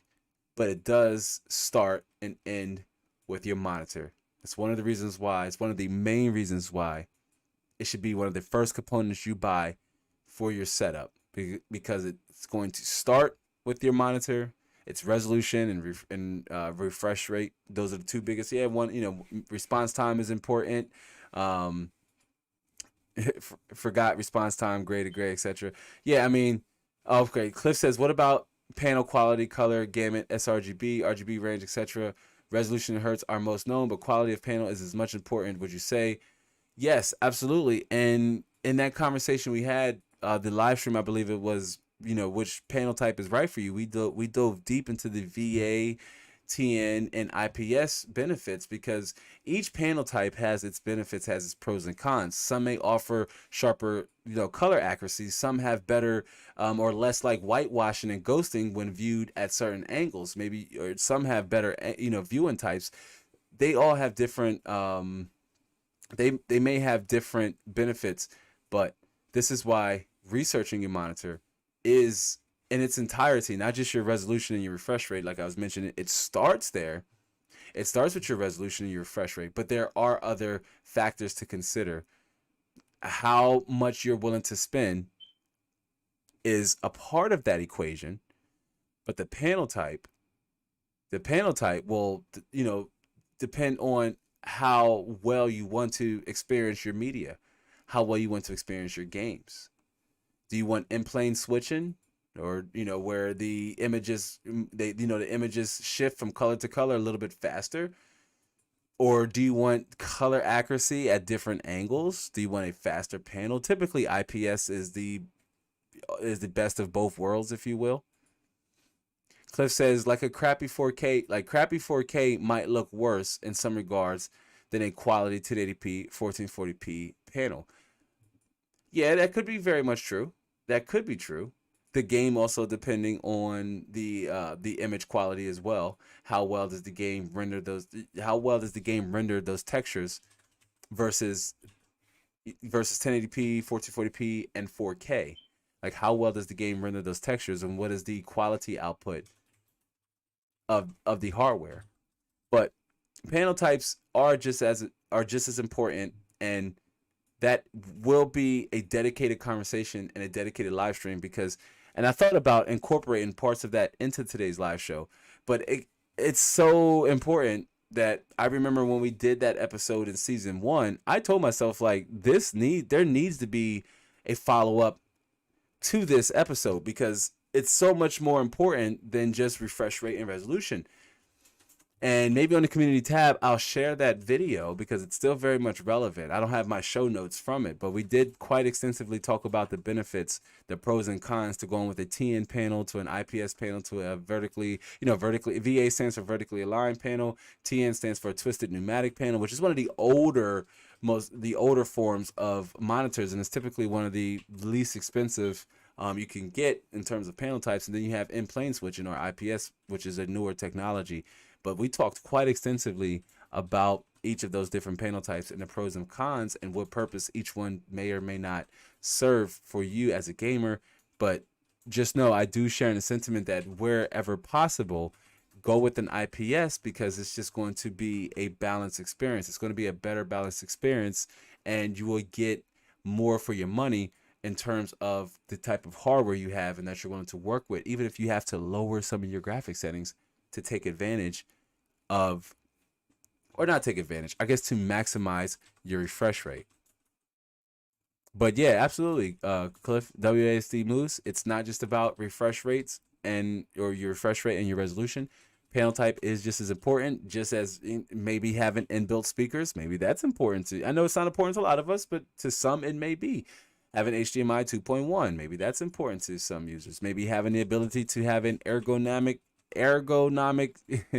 monitor where you can tilt, and rotate and position the monitor. Maybe that's important to some, but not all monitors have these features. So if those are things that you are interested in and you may want, then you need to extensively do research into your monitor. And this is why, again, it starts with your monitor. It ends with your monitor. Doing research around the games you want to play and how you want to experience them will also, like I said, follow your budget, or stick to your budget, follow your needs, and your expectations will guide you.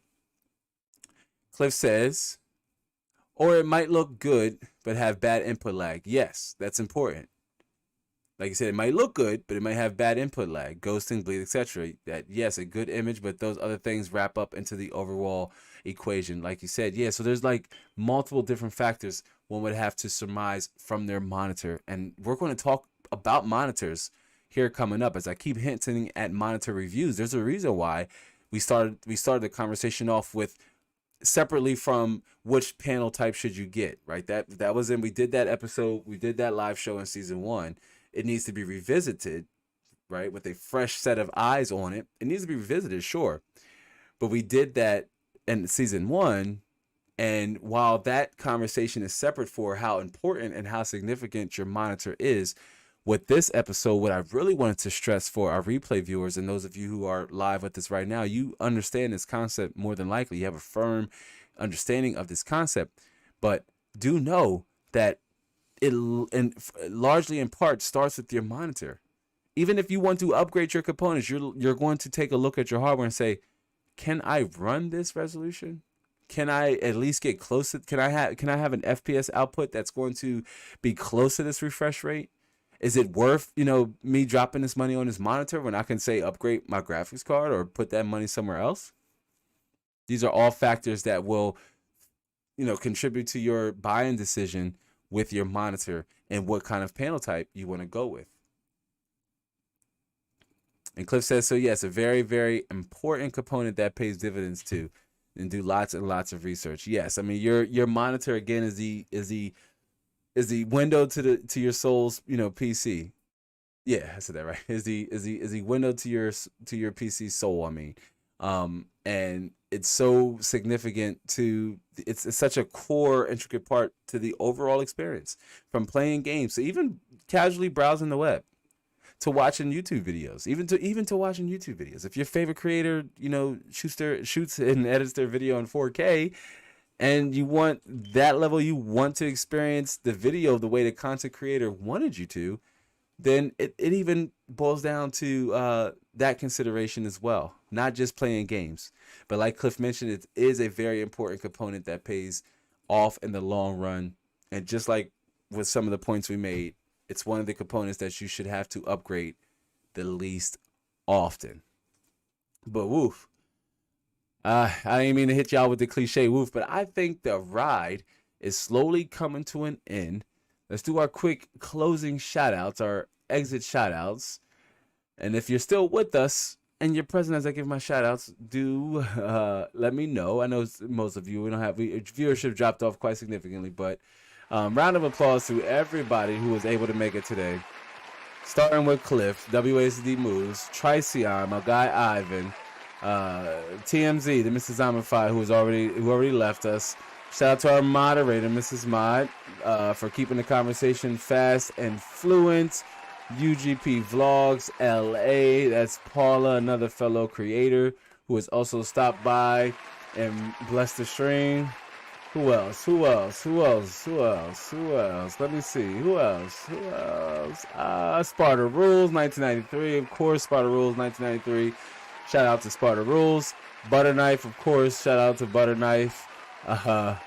Who else? Let me see. Who else? Of course, a few supers. Alex is sleeping. Popped in. Shout out to you, Alex. And I think that's everybody. That's everybody as I see. Oh, and Skitty Live.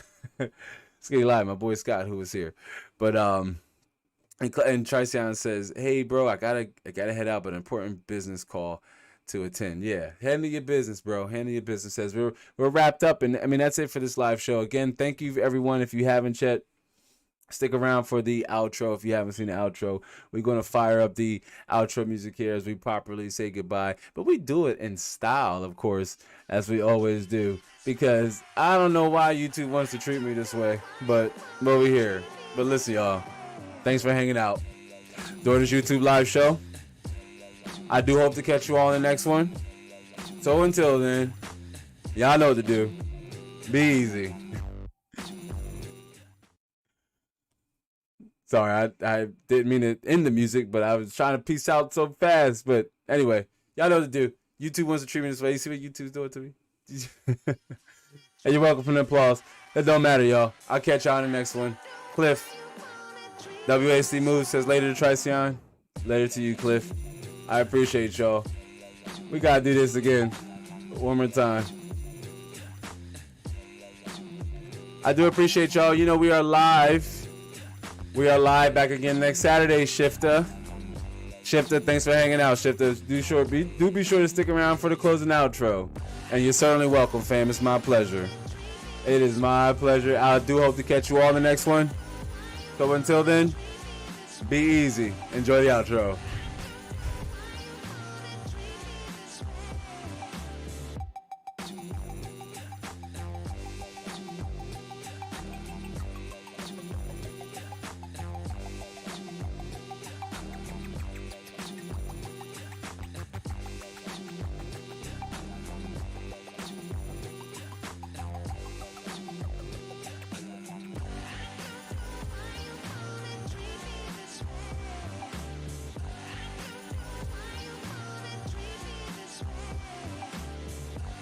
Definitely does, Cliff.